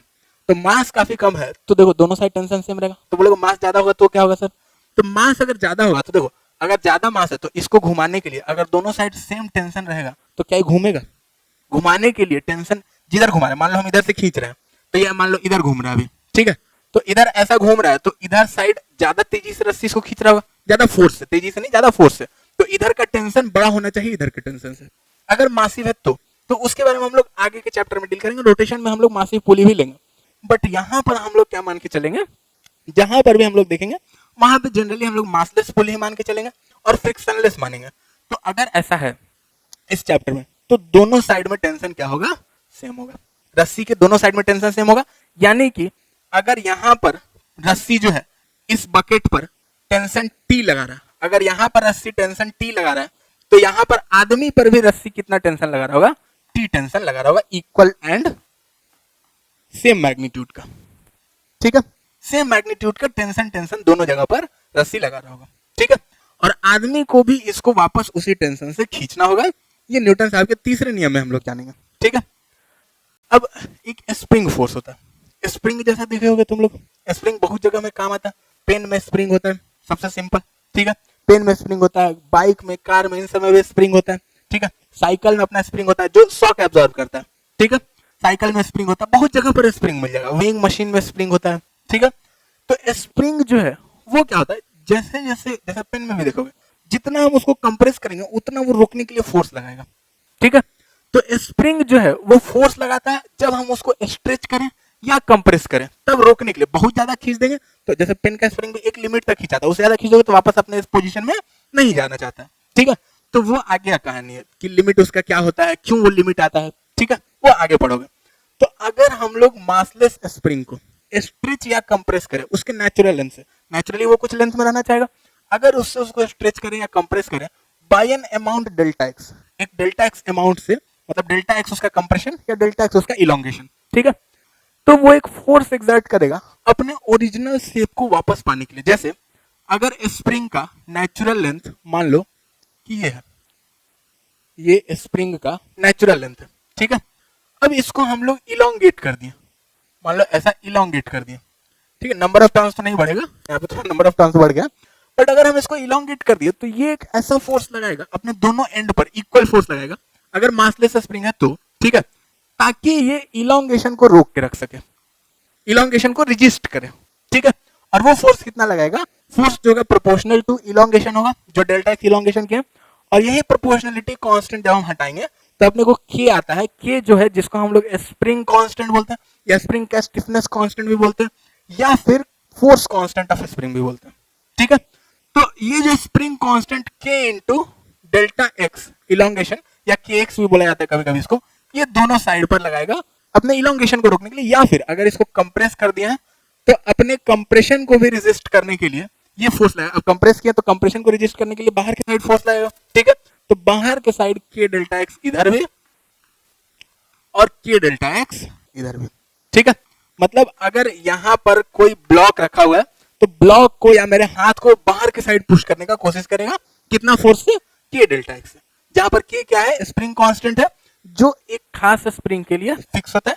स्प्रिंग बदलेगा तो वो कांस्टेंट भी बदल जाएगा, स्प्रिंग के मटेरियल के साथ, उसमें कौन सा रॉड यूज किए हैं, कितना उसका थिकनेस है, कॉइल का रेडियस कितना, इन सब पर वो डिपेंड करता है। स्प्रिंग के स्टिफनेस कांस्टेंट पे भी डिपेंड करता है। ठीक है, तो उन सब पर डिपेंड करता है, उसके बारे में अभी अपने को नहीं जाना। इनफैक्ट यहाँ पे भी नहीं जानना है कि के क्या क्या चीज पे डिपेंड करता है, मतलब पूरे 11 में भी नहीं जानना, वो इंजीनियरिंग में जानना है। अगर बदकिस्मती से मैकेनिकल इंजीनियरिंग पढ़ लिया तो उसमें पढ़ाया जाएगा। ठीक है, अब अगर स्प्रिंग मैसिव है, स्प्रिंग के पास कुछ मास है, जैसे अभी हम लोग बात की कि मासलेस स्प्रिंग है, तब तो फोर्स दोनों साइड में सेम रहेगा। बट अगर मैसिव भी है लेकिन इक्विलिब्रियम में, इक्विलिब्रियम में मतलब चल उल नहीं रहा, मतलब कुछ एक्सेलरेशन से नहीं चल रहा है, इक्विलिब्रियम के बारे में भी हम लोग बात करेंगे। तो अगर मैसिव है लेकिन इक्विलिब्रियम में है, तब भी जो फोर्स दोनों एंड पर लगेगा वो इक्वल होगा। ठीक है, अगर इक्विलिब्रियम में, तो अगर इक्विलिब्रियम में नहीं है तो फोर्स दोनों एंड पे चेंज होगा। ठीक है, उसका ध्यान रखना है। बट अगर इक्विलिब्रियम में तो फोर्स दोनों एंड पे सेम लगेगा, और वो कितना लगेगा, फिर से के इंटू डेल्टा एक्स, जहां डेल्टा एक्स क्या होगा, उसका इलोंगेशन होगा। ठीक है, तो अब हम लोग फोर्स के बारे में देख लिए। जैसे न्यूटन साहब का नियम यही था ना कि जब तक एक्सटर्नल अनबैलेंस्ड फोर्स नहीं लगा देते हैं तब तक जो बॉडी है उसका स्टेट ऑफ रेस्ट या यूनिफॉर्म मोशन चेंज नहीं होगा। ठीक है, अब इसको हम लोग लॉ ऑफ इनर्शिया भी बोलते हैं। तो इनर्शिया क्या चीज है, इनर्शिया जो है ये टेंडेंसी ऑफ बॉडी है टू मेंटेन इट्स रेस्ट और ऑफ यूनिफॉर्म मोशन। ठीक है, बॉडी का टेंडेंसी, जैसे जिसके पास जितना ज्यादा इनर्शिया उतना ज्यादा रेस्ट में रहने का या मोशन में रहने का कोशिश करेगा। जैसे सुनो, मोटा आदमी आलसी होता है, जैसे हम आलसी हैं, तो क्यों आलसी हैं? ठीक है, तो आलसी इसलिए होता है क्योंकि उसको कुछ काम करने का, कुछ करने का मन नहीं करेगा, तो उसका मास ज्यादा हो, कहीं से इधर से उधर उठ के जाने में उसको बड़ा टेंशन होगा। ठीक है, कहीं से उठ के जाए, बड़ी बड़ी फोर्स लगाना पड़ेगा। ठीक है, तो इनर्शिया वही चीज है, बॉडी के स्टेट ऑफ रेस्ट या यूनिफॉर्म मोशन को जो टेंडेंसी है मेंटेन करने का, उसी को हम लोग क्या बोलते हैं, इनर्शिया बोलते हैं। ठीक है, जितना ज्यादा मास उतना ज्यादा इनर्शिया, जितना कम मास उतना कम इनर्शिया। इनर्शिया जो है प्रोपोर्शनल टू मास होता है, बट इनर्शिया और मास दोनों सेम चीज नहीं है, हालांकि सेम टाइप का दिखता है, सेम टाइप का बिहेव भी करता है, वैल्यू भी इक्वल होता है, बट इनर्शिया और मास जो है वो दोनों सेम फिजिकल क्वांटिटी नहीं है, ठीक है, दोनों अलग अलग चीज है, दोनों इक्विवेलेंट है बट सेम नहीं है, ये चीज ध्यान में रखना है। इसका डिफरेंस जो है वो अपने को इस लेवल में नहीं है, वो बीएससी एमएससी के लेवल पर है, ठीक है, इंजीनियरिंग में भी इसके डिफरेंस के बारे में बात नहीं किया जाता, ठीक है। अब अपने पास इक्विलिब्रियम क्या है, उतना देर से जो बोल रहे हैं इक्विलिब्रियम इक्विलिब्रियम, तो इक्विलिब्रियम में हम लोग अभी बात करें केवल और केवल ट्रांसलेशनल इक्विलिब्रियम का, मतलब बॉडी एक पोजीशन से डिस्प्लेस होकर दूसरे पोजीशन पे नहीं जा रहा है, ठीक है। जैसे दो टाइप का होता है, एक ट्रांसलेशनल एक रोटेशनल। रोटेशनल जैसे क्या, उठ के एक जगह से दूसरी जगह नहीं जा रहा, जैसे पंखा जो चल रहा है, तो पंखा उठ के एक जगह से दूसरी जगह नहीं जा रहा, लेकिन अपने जगह पे तो घूम रहा है ना, तो इक्विलिब्रियम में तो नहीं है, रेस्ट में तो नहीं दिख रहा है, इक्विलिब्रियम और रेस्ट भी सेम चीज नहीं है, ठीक है, दोनों अलग अलग चीजें, अभी समझाते हैं। तो इक्विलिब्रियम में दो टाइप का, एक ट्रांसलेशनल एक रोटेशनल, ठीक है। तो अभी हम लोग जो बात करें केवल ट्रांसलेशनल इक्विलिब्रियम का, जिसमें बॉडी के किसी भी पॉइंट का डिस्प्लेसमेंट जो है वो अपने को क्या है, जीरो, किसी भी पॉइंट का नहीं, एक फिक्स पॉइंट का डिस्प्लेसमेंट जीरो होता है, बट उतना डिटेल में जानने का अभी जरूरत अपने को नहीं है, ठीक है। तो अगर बॉडी जो ट्रांसलेशनल इक्विलिब्रियम में, मतलब एक जगह से उठ के दूसरी जगह अगर बॉडी नहीं जा रहा है, ठीक है, तो उस पर नेट फोर्स जो होगा वो क्या होगा, जीरो होगा। अगर नेट फोर्स जीरो है तो हम बोलते हैं कि बॉडी जो है क्या ट्रांसलेशनल इक्विलिब्रियम में है, ठीक है। जैसे अब बोलोगे सर रेस्ट में ही होना चाहिए बॉडी, तो नहीं, बॉडी चल भी सकता है। जैसे मान लो कि सिंपली मोटरसाइकिल से जा रहे हैं, ठीक है, अब एक्सेलरेटर थोड़ा सा भी पकड़े हुए तो धीरे धीरे जाके स्पीड एक कांस्टेंट वैल्यू हो जाएगी, ठीक है, मतलब नेट फोर्स तो नहीं लग रहा है, तो इक्विलिब्रियम में तो अगर नेट फोर्स लगेगा तो वेलोसिटी बदलना चाहिए, ठीक है। तो इक्विलिब्रियम यही चीज है, मोशन में भी है बट इक्विलिब्रियम में भी है। तो इक्विलिब्रियम मतलब नेट फोर्स जीरो, इसका मतलब कहीं से ये नहीं कि बॉडी रुका हुआ होना चाहिए, ठीक है। तो ट्रांसलेशनल इक्विलिब्रियम नेट फोर्स का समेशन जीरो। अब फोर्स में हम लोग एक्स वाई जेड तीन कंपोनेंट बना सकते हैं, अगर कोऑर्डिनेट एक्सिस हम लोग यूज कर ले तो हम लोग तीन कंपोनेंट में फोर्स को तोड़ सकते हैं, तो एफ एक्स भी जीरो हो जाएगा, एफ वाई भी जीरो हो जाएगा, और साथ ही साथ एफ जेड भी क्या हो जाएगा, जीरो हो जाएगा, ठीक है। एक्स कंपोनेंट का नेट फोर्स, वाई कंपोनेंट का नेट फोर्स और जेड कंपोनेंट का नेट फोर्स भी क्या होगा, उसका समेशन भी जीरो ही होगा, ठीक है। अब अगर बॉडी ट्रांसलेशनल इक्विलिब्रियम में है तो उसका वेलोसिटी जो है वो नहीं बदलना चाहिए, ये हम लोग देखें, और यही न्यूटन साहब भी बोले थे अपने पहले नियम में कि बॉडी का वेलोसिटी जो है वो चेंज नहीं करना चाहिए, ठीक है। तो फर्स्ट लॉ अपना खत्म हो गया, मोस्टली चीज हम लोग समझ लिए, inertial non inertial frame of reference क्या होता है, यूनिफॉर्म मोशन क्या होता है, फोर्स क्या होता है, इनर्शिया क्या होता है, और साथ ही साथ इक्विलिब्रियम क्या होता है, ठीक है। अब सेकंड लॉ पे आते हैं, न्यूटन साहब का दूसरा नियम। न्यूटन साहब का दूसरा नियम जो है ये एक्चुअली में न्यूटन साहब का दिया हुआ नियम, इसमें काफी करेक्शन हुआ है, ठीक है, बाद में।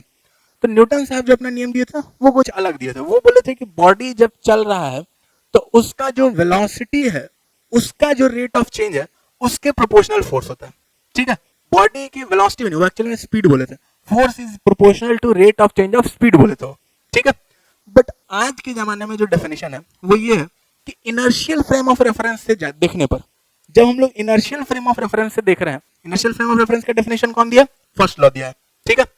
तो अगर हम लोग वैसे फ्रेम से देख रहे हैं तो जो भी पार्टिकल है, जो भी बॉडी है, उसका rate of change of momentum जो है वो प्रोपोर्शनल होगा एक्सटर्नल अनबैलेंस्ड फोर्स के, rate of change of momentum.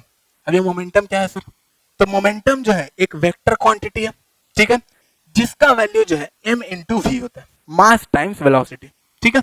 अब मोमेंटम देखो, मोमेंटम ही जरूरी है, मास बहुत ज्यादा जरूरी नहीं, वेलोसिटी बहुत ज्यादा जरूरी है। जैसे अगर हम बोले तो देखो कैसे समझ सकते हैं इस चीज को, जैसे बोले कि 10 मीटर पर सेकंड क्या है, छोटा है, बड़ा है, कि ठीक ठाक है, तो बोले सर 10 मीटर पर सेकंड तो ठीक ठाक है, कोई दिक्कत नहीं है। अगर 10 मीटर पर सेकंड से कोई बच्चा दौड़ते आ रहा है तो उसको तो हम रोक के गिरा देंगे, ठीक है। बट यही बोला कि 10 मीटर पर सेकंड से बच्चा नहीं, ट्रेन आ रहा है, जाओ रोको, रोकोगे, 10 मीटर छोड़ना, 5 मीटर पर सेकंड से ट्रेन आ रहा है, रोक लो, नहीं रोक सकते हो, क्यों, क्योंकि मैसिव बॉडी है। तो मास और वेलोसिटी का मल्टीप्लिकेशन मैटर करता है। अब बोलोगे ठीक है सर इसमें तो आप फंसा दिए, तो मतलब कि हम वेलोसिटी के साथ साथ मास भी कम होना चाहिए, तो ठीक है मास कम है, गोली मार देते हैं तुमको, रोकेगा गोली को हाथ से, रुकेगा नहीं, रुकेगा ना, क्यों, क्योंकि वेलोसिटी बहुत ज्यादा है। तो क्या मैटर करता है, मोमेंटम मैटर करता है कि मोमेंटम कितना है, मोमेंटम ज्यादा है कि मोमेंटम कम है, तो उसको रोकने के लिए जो फोर्स लगेगा वो ज्यादा लगेगा कि फोर्स कम लगेगा, ठीक है। और ये जो लॉ है ये मूविंग ऑब्जेक्ट के साथ डील करता है, जो ऑब्जेक्ट चल रहा है, ठीक है। फर्स्ट लॉ जो है वो क्या था, रेस्ट में ऑब्जेक्ट के साथ डील कर रहा था या यूनिफॉर्म मोशन में ऑब्जेक्ट के साथ डील कर रहा था, ठीक है। बट ये किसी भी ऑब्जेक्ट के साथ जो भी एक्सेलरेशन में, नॉन एक्सेलरेशन, सबके साथ डील करेगा। और इसको हम लोग डायनामिक लॉ ऑफ मोशन भी बोलते हैं। मतलब ये डायनामिक के साथ डील कर रहा है, बॉडी के डायनामिक्स के साथ खेल रहा है कि उसका वेलोसिटी कितना है, कैसे चेंज हो सकता है, कैसे वो बदल सकता है, उसके बारे में ये लॉ बताएगा। ठीक है, अब देखो फोर्स अपने को क्या था, rate of change of momentum. तो फोर्स जो हो गया डी, मोमेंटम को हम लोग एम वी लिख सकते हैं। अब देखो डिफरेंशिएशन अगर करना है तो मास अगर कांस्टेंट है तो मास को हम लोग बाहर निकाल सकते हैं, मास बदल भी सकता है। कैसे बदल सकता है बेटा, सीधा आइंस्टाइन में चल जाओगे, थ्योरी ऑफ रिलेटिविटी, मास बदल सकता है सर, स्पीड ऑफ लाइट, बहुत मार मारेंगे। आइंस्टाइन साहब अपना थ्योरी को किसी को समझाने पर तुम सीधा समझने चल दिया। ठीक है, देखो मास जो है वो कैसे बदल सकता है, मास बदलने का बहुत सारा तरीका है इसे भी। ठीक है, जैसे मान लो कोई वाटर टैंकर है, वाटर टैंकर जा रहा है और पीछे में कभी कभी देखो ना रोड पटाने के लिए पीछे में एक पाइप लगाया था, उसमें छोटा छोटा होल रहता है, पानी कॉन्स्टेंटली गिर रहा है। तो पानी कॉन्स्टेंटली गिर रहा है तो क्या होगा, मास बदल रहा है ना, टैंकर का पानी बदल रहा है, पानी का मास बदल रहा है, तो टैंकर का ओवरऑल मास बदल रहा है। जैसे मास तो जनरल लाइफ में भी मास बदलता है भाई। जैसे मान लो कि नॉर्मल गाड़ी है, गाड़ी चल रहा है, पेट्रोल कंज्यूम हो रहा है, पेट्रोल कंज्यूम हो रहा है, धीरे धीरे धीरे पेट्रोल कम हो गया, मास बदल गया। ठीक है, मास कॉन्स्टेंटली, जैसे मान लो तुम ही चलना शुरू कर दिया, 100 किलोमीटर चले, बॉडी का पानी सूख जाएगा, खाने का डिमांड आने लगेगा, थोड़ा तो मास बदल जाएगा ना, 2-3 किलो तो कम हो जाओगे। ठीक है, पानी सूखता है तो 2-3 किलो आदमी कम हो जाता है। ठीक है, तो 2-3 किलो कम हो जाएगा तो मास क्या हो गया, चेंज हो गया। ठीक है, तो मास अगर नहीं चेंज हो रहा, अगर मास कांस्टेंट है तो हम लोग मास को बाहर कर सकते हैं, तो इसको m into d v by d t लिख सकते हैं। और डीवी बाई डी टी क्या होता है, एक्सेलरेशन, हम लोग पढ़े काइनेमेटिक्स में, तो मास इंटू एक्सेलरेशन। ठीक है, तो फोर्स इसके प्रोपोर्शनल है और यहाँ पे प्रोपोर्शनलिटी कांस्टेंट हटाएंगे तो अपने को कांस्टेंट लगाना पड़ेगा के। ठीक है, प्रोपोर्शनल साइन हटाएंगे तो प्रोपोर्शनलिटी कांस्टेंट के लगेगा। ठीक है, अब के का वैल्यू इत्तेफाक से एसआई और सीजीएस दोनों ही यूनिट्स में के का वैल्यू क्या आता है, 1 आता है। एफपीएस यूनिट में के का वैल्यू 1 नहीं आएगा। ठीक है, मतलब एसआई और सीजीएस यूनिट में के का वैल्यू जो है वो क्या आता है, 1 आता है। और अगर ऐसा है तो हम लोग फोर्स को लिख सकते हैं मास टाइम्स एक्सेलरेशन। ठीक है, तो फोर्स जैसे ही हो गया अपने पास मास टाइम्स एक्सेलरेशन, तो यहाँ पर देखो फोर्स का एक एक्स कंपोनेंट होगा, एक वाई कंपोनेंट होगा, एक जेड कंपोनेंट होगा, एक्सेलरेशन का भी एक एक्स कंपोनेंट होगा, एक वाई कंपोनेंट होगा, एक जेड कंपोनेंट होगा। तो अपने पास F x equals to m into x, I को इक्वेट कर दिया, फिर जे जो को इक्वेट करेंगे और फिर के को इक्वेट करेंगे, तो सारा का सारा एफ एक्स का समेशन, ये एफ जो है ये टोटल एक्सटर्नल फोर्स का समेशन है, नेट एक्सटर्नल फोर्स है। ठीक है, जितना भी फोर्स लग रहा है सबको जोड़ दिया, वेक्टर वेक्टर एडिशन। ठीक है, तो एफ एक्स जो है वो एम एक्स होगा, एफ वाई जो होगा वो एम ए वाई होगा, और एफ जेड जो होगा वो क्या होगा, एम ए जेड के बराबर होगा। ऐसा लिख सकते हैं हम लोग। ठीक है, अब तीसरा नियम क्या है, पहला नियम जान लिया हम लोग, दूसरा नियम जान लिया हम लोग। कभी कभी बोलेगा कि सेकंड फर्स्ट लॉ को सेकंड लॉ से डिराइव किया जा सकता है, बट अगर किया जा सकता है तो न्यूटन साहब दो लॉ दिए क्यों। जैसे कभी कभी बता देगा तुम लोगों को कि एक्सेलरेशन को 0 पुट कर लिया तो फोर्स बराबर 0, तो फर्स्ट लॉ तो यही ना था कि जब तक फोर्स 0 रहेगा एक्सेलरेशन 0 रहेगा, मतलब वेलोसिटी जो वो चेंज नहीं करेगा, यही ना था फर्स्ट लॉ। ठीक है, तो एक्चुअली में फर्स्ट लॉ जो वो इनर्शियल फ्रेम का डेफिनेशन है, इनर्शियल, सेकंड लॉ जो वो इनर्शियल फ्रेम में वैलिड है। ठीक है, जैसे जो बोला है ना force proportional to rate of change of momentum, ये केवल और केवल इनर्शियल फ्रेम से, नॉन इनर्शियल फ्रेम से नहीं। और इनर्शियल फ्रेम कैसे पता चलेगा, तो वो फर्स्ट लॉ बताए। ठीक है, तो फर्स्ट लॉ इनर्शियल फ्रेम का डेफिनेशन दिया न्यूटन साहब, और सेकंड लॉ में बताएं कि अब उस इनर्शियल फ्रेम से अगर देखेंगे तो ऐसा ऐसा ऐसा होगा। ठीक है, तो दोनों लॉ सेम नहीं है, सेम दिखता है बट सेम है नहीं। ठीक है, तो थर्ड लॉ क्या है, थर्ड लॉ तो जानते ही हो, to every action there is an equal and opposite reaction. But जिंदगी में ऐसा नहीं चलता है, ऐसा नहीं कि बाबूजी एक झापड़ दिया तो तुम भी पलट के एक झापड़ दे दो, घर से निकाल देंगे। ठीक है, रोड पे आ जाना पड़ेगा। तो every action equal and opposite reaction होता है। मतलब क्या होता है कि अगर हम दीवार पे सिर दे मारेंगे तो दीवार भी हम पे फोर्स लगाएगा, माथा फट जाएगा। ठीक है, every action is equal and opposite. तो बोलोगे कि सर हम जब झापड़ मारते हैं तो हाथ में उतना तेज चोट का नहीं लगता है, जिसको झापड़ मारते हैं उसको तेज चोट लगता है, तो ये बाद में। ठीक है, उसमें स्टिफनेस का खेल होता है कि स्टिफनेस कितना है किस चीज का, उस पर डिपेंड करता है। ठीक है, जैसे रॉड से मारेंगे तो रॉड नहीं टूटेगा, माथा फट जाएगा तुम्हारा, तो स्टिफनेस का खेल है, रिजिडिटी का खेल है। ठीक है, तो बट रिएक्शन जो वो इक्वल एंड अपोजिट ही लगेगा। एवरी एक्शन के लिए रिएक्शन जो वो क्या है, इक्वल एंड अपोजिट। मतलब अगर हम फोर्स इधर लगा रहे हैं तो हम पे फोर्स उसका अपोजिट डायरेक्शन में लगेगा। ठीक है, जैसे ए और बी अगर दो बॉडीज है तो हम लोग force on A due to B को लिख सकते हैं negative of force on B due to A होगा। ठीक है, नेगेटिव मतलब दोनों का डायरेक्शन उल्टा है और मैग्नीट्यूड तो सेम है, तो A vector equals to minus of B vector लिखा जा सकता है। ठीक है, सेम चीज यहाँ पर लिख रहे हैं। ठीक है, जैसे मान लो कि हम रस्सी को पकड़ के खींच के चढ़ने का कोशिश कर रहे हैं। ठीक है, तो अगर हम चढ़ पा रहे हैं, मतलब मेरे जो वेट है उसको कोई काउंटर तो कर रहा है ना हमको चढ़ाने के लिए, कौन फोर्स लगा रहा है, तो रस्सी फोर्स लगा रहा है, क्योंकि रस्सी को हम पकड़ के हम खींच चढ़ने का कोशिश कर रहे हैं। तो अगर हम रस्सी पे फोर्स लगा रहे हैं तो रस्सी पलट के हम पे फोर्स लगा रहा है, जितना हम उस पे फोर्स लगा रहे हैं उतना ही वो भी हम पे फोर्स लगा रहा है। एवरी एक्शन का इक्वल एंड अपोजिट रिएक्शन है। अब बोलोगे कि सर वो रस्सी जो है वो कौन सा फोर्स लगा रहा है, टेंशन लगा रहा है, तो टेंशन तो लगा रहा है, बट हम बोले तुम बोलोगे सर कॉन्टैक्ट फोर्स जो है वो तो आप बताए थे कि कॉन्टैक्ट फोर्स में दो ही होगा, नॉर्मल रिएक्शन और फ्रिक्शन, तो टेंशन कहां से आई, तो कॉन्टैक्ट से ना लग रहा है, बिना कॉन्टैक्ट के तो लगने वाला नहीं है। तो टेंशन एक्चुअली में जो हम पे लग रहा है ना वो फ्रिक्शन ही है, वो एक्चुअली में टेंशन उनसन नहीं है, वो फ्रिक्शन ही दिख रहा है। जैसे मान लो सिंपली अगर कोई मान लो लोहा का पोल ले लेते हैं, ठीक है, अब लोहा का पोल में हम पूरा बढ़िया से तेल लगा दिया, क्या चढ़ पाओगे उस पर, नहीं चढ़ पाओगे। और वही रस्सी में हो सकता है कि जो अच्छा चढ़ने वाला होगा हम तो फिर वही नहीं चढ़ पाएंगे, ठीक है, पर जो चढ़ने वाला रस्सी में आराम से चढ़ सकते हैं, बट लोहा में चढ़ने में क्या होता है, दिक्कत होता है। क्यों दिक्कत हो रहा है, क्योंकि वहां पे फ्रिक्शन क्या है, कम है, ठीक है। तो टेंशन जो है, जो हम पे टेंशन लगा रहा है रस्सी, वो एक्चुअली में फ्रिक्शन के थ्रू ही लगा रहा है, बस देखने में अलग फोर्स लग रहा है कि ये टेंशन है, ठीक है, एक्चुअली में वो है क्या चीज, फ्रिक्शन ही है, ठीक है। तो अगर हम रोप पे फोर्स लगा रहे तो रोप हम पे फोर्स लगा रहा है, अगर हम धरती पे फोर्स लगा रहे तो धरती हम पे फोर्स लगा रहा है। और ऐसे ही हम लोग चल पाते हैं या दौड़ पाते हैं, धरती पे फोर्स लगा, धरती पे फोर्स लगा, हम लोग ऐसे ही नहीं चलते हैं, फोर्स लगा, दौड़ने के लिए भी क्या करते हैं हम लोग, फोर्स लगा टप टप टप टप कॉन्स्टेंटली, तो धरती पे फोर्स लगा, धरती हम पे फोर्स लगा, हम लोग चल रहे हैं या दौड़ रहे हैं, ठीक है।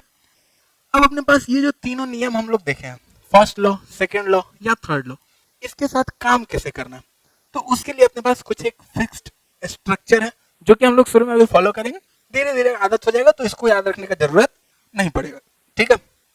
सबसे पहले क्या करना है, ऐसा बॉडी या ऐसा पॉइंट फाइंड करना है जो इक्विलिब्रियम में या मोशन में, जिसमें हमको लॉ देखना है। जैसे हम हैं तो हम इक्विलिब्रियम में अभी रुके हुए हैं, ठीक है, तो एक बॉडी है जो इक्विलिब्रियम में, तो वैसे बॉडी को सबसे पहले आइडेंटिफाई कर लेना है कि हमको कहाँ कहाँ लॉ लगाना है, ठीक है। दूसरा बोल रहा है कि उसका फ्री बॉडी डायग्राम बनाना है, हर एक बॉडी का वैसा, ठीक है। जैसे मेरा फ्री बॉडी डायग्राम क्या होगा, तो हम पे जो जो फोर्स लग रहा है, मेरे ऊपर जो जो फोर्स लग रहा है, अगर वो सारे फोर्स को हम दिखा दे तो उसको बोलेंगे फ्री बॉडी डायग्राम है मेरा, ठीक है। मेरे द्वारा लगाया गया फोर्स नहीं, मेरे ऊपर जो जो फोर्स लग रहा है वो दिखाना है, ठीक है। तो फ्री बॉडी डायग्राम बना लेना बॉडी का। उसके बाद देखो, उसके बाद तीसरा नियम हम लोग जानते हैं, every action has equal and opposite reaction.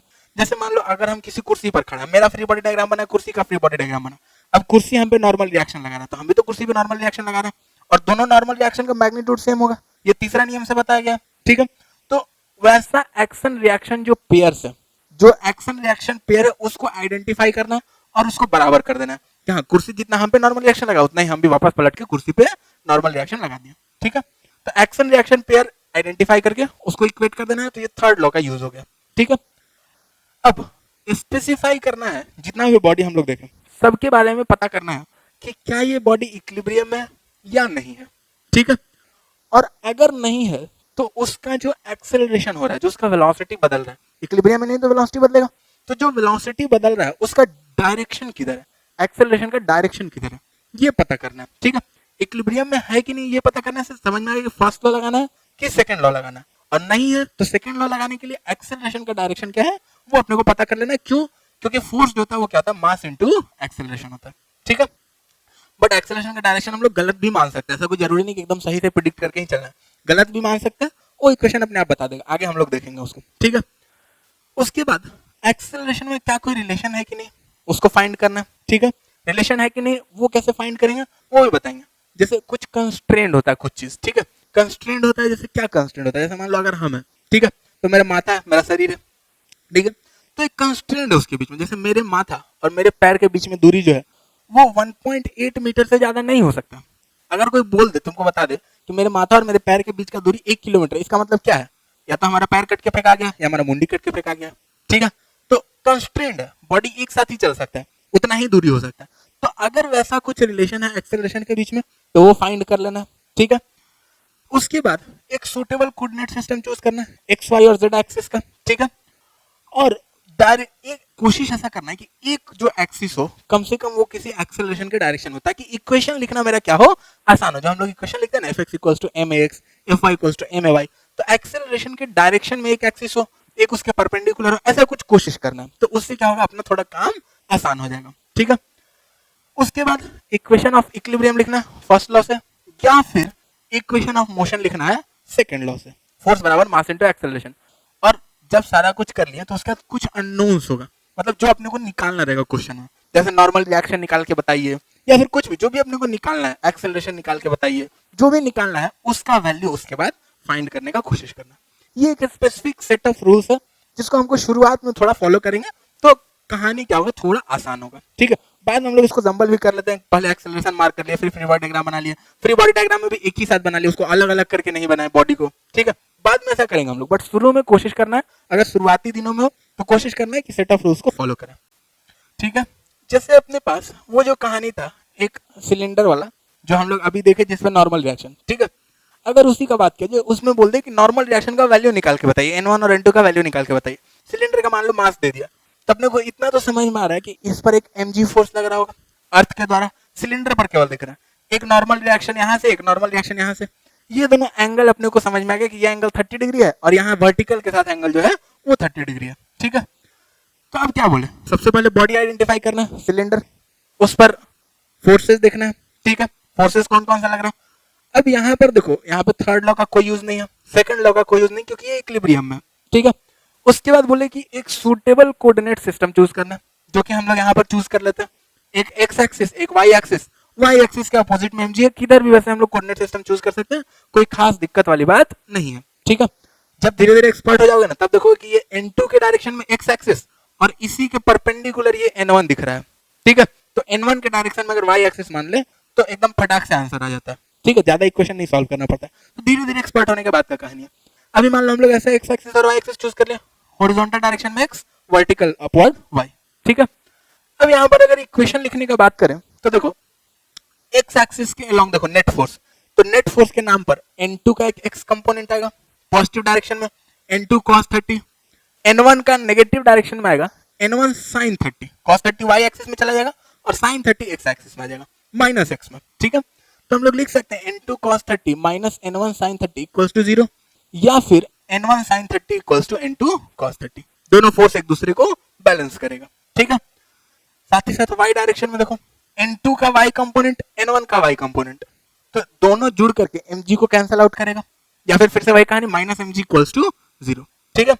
तो n1 का y component n1 cos 30, n2 का y component n2 sin 30, mg तो पूरा का पूरा नेगेटिव y में था ही, तो इक्वल्स टू mg। अब ये दोनों इक्वेशन सॉल्व हो जाएगा। देखो इसमें mg तो अपने को पता ही है, sin 30 cos 30 सबका वैल्यू पता ही है, दो इक्वेशन है और अननोन भी दो ही है, एक n1 एक n2, सॉल्व करके हम लोग n1 और n2 निकाल के देख लो, n1 और n2 इतना ही आना चाहिए, ठीक है। तो नॉर्मल रिएक्शन अपने पास आ गया, जो कि ऐसे टाइप के क्वेश्चन में जनरली पूछेगा कि नॉर्मल रिएक्शन दोनों सपोर्ट से कितना कितना लग रहा है, ठीक है। अब जैसे मान लो कि ये एक कहानी है, इसमें अपने पास एक ये पुली है, उसके दोनों साइड स्ट्रिंग है, दो मासेस है m1 और m2, ठीक है। अब ये मास है मान लो m1 बड़ा है m2 से, लेटेड भी, तो ये इधर खींचेगा, ये इधर ऊपर जाएगा, ठीक है। तो सबसे पहले हमको क्या करना पड़ता है, सबसे पहले बॉडीज को आइडेंटिफाई किया, बॉडीज को आइडेंटिफाई किया, अब उसका फ्री बॉडी डायग्राम बनाएंगे। तो अगर दोनों पर देखा जाए तो दोनों के फ्री बॉडी डायग्राम में दोनों पर mg लग रहा होगा नीचे के साइड, ठीक है, दोनों का अपना अपना मास इंटू जी, दोनों पर रस्सी का टेंशन लग रहा होगा ऊपर के साइड, रस्सी ढकेल तो सकता नहीं, हमेशा खींचेगा, ठीक है। तो रस्सी का टेंशन दोनों पर ऊपर के साइड tt, और चूंकि सेम रस्सी है पुली के दोनों साइड, पुली हम लोग मासलेस मान के चल रहे हैं, मासलेस और फ्रिक्शनलेस कहानी चल रहा है, ठीक है, तो टेंशन भी सेम ही है tt, ठीक है।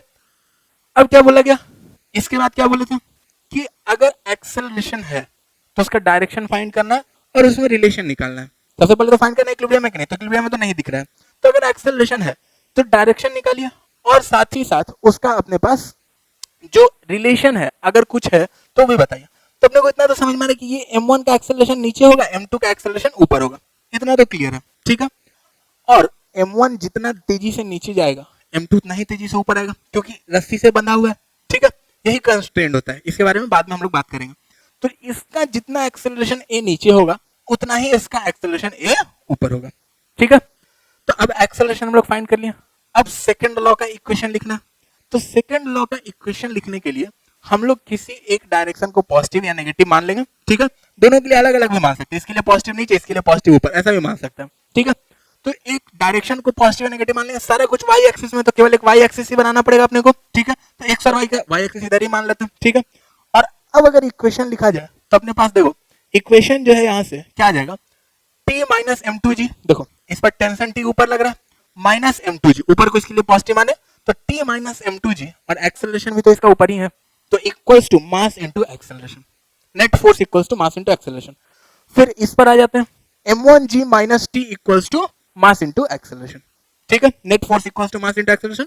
इस केस में हम लोग नीचे को पॉजिटिव माने इस ब्लॉक के लिए, ठीक है। तो अलग अलग ब्लॉक के लिए, अलग अलग बॉडी के लिए हम लोग अलग अलग मान सकते हैं, बट उस बॉडी के लिए फिक्स रखेंगे कि इस बॉडी के लिए अगर नीचे मान लिया तो नीचे ही सब कुछ पॉजिटिव है और ऊपर सारा नेगेटिव हो जाएगा, ठीक है। अब ये दो इक्वेशन को सॉल्व करेंगे तो अपने पास एक्सेलरेशन का वैल्यू कुछ आ जाएगा ऐसा। अब इसमें देखो, अगर एक्सेलरेशन कोई गलत मान लेता, मान लो m1 बड़ा है m2 से और एक्सेलरेशन कोई ऊपर मान लेता, ठीक है। देखो यहाँ पर m1 अगर m2 से बड़ा है, मान लो m2 बड़ा रहता तो एक्सेलरेशन का डायरेक्शन तो गलत है, ठीक है। अगर m2 बड़ा रहता तो ये एक्सेलरेशन नीचे होना चाहिए था, ये ऊपर होना चाहिए था, तो हम उसके हिसाब से गलत है। बट m2 अगर बड़ा होता तो इक्वेशन तो यही आता, और इसमें देखो m2 अगर बड़ा है तो ये एक्सेलरेशन नेगेटिव आ जाएगा ना। तो एक्सेलरेशन नेगेटिव आ गया, मतलब ये बता दिया ना, अगर m1 से m2 बड़ा है तो ये बता दिया ना कि हाँ भाई एक्सेलरेशन नेगेटिव है, मतलब आप डायरेक्शन जो गलत माने हो वो डायरेक्शन किधर होगा, नीचे होगा, अगर m2 बड़ा है तो। लेकिन इस केस में तो हम लोग m1 बड़ा माने थे, m1 बड़ा माने थे तो ये पॉजिटिव आएगा, पॉजिटिव आएगा मतलब हम लोग डायरेक्शन सही माने हैं, उसमें कोई खास दिक्कत नहीं है, ठीक है। तो फर्स्ट, सेकंड और थर्ड लॉ के साथ हम लोग ऐसे काम करते हैं, ठीक है।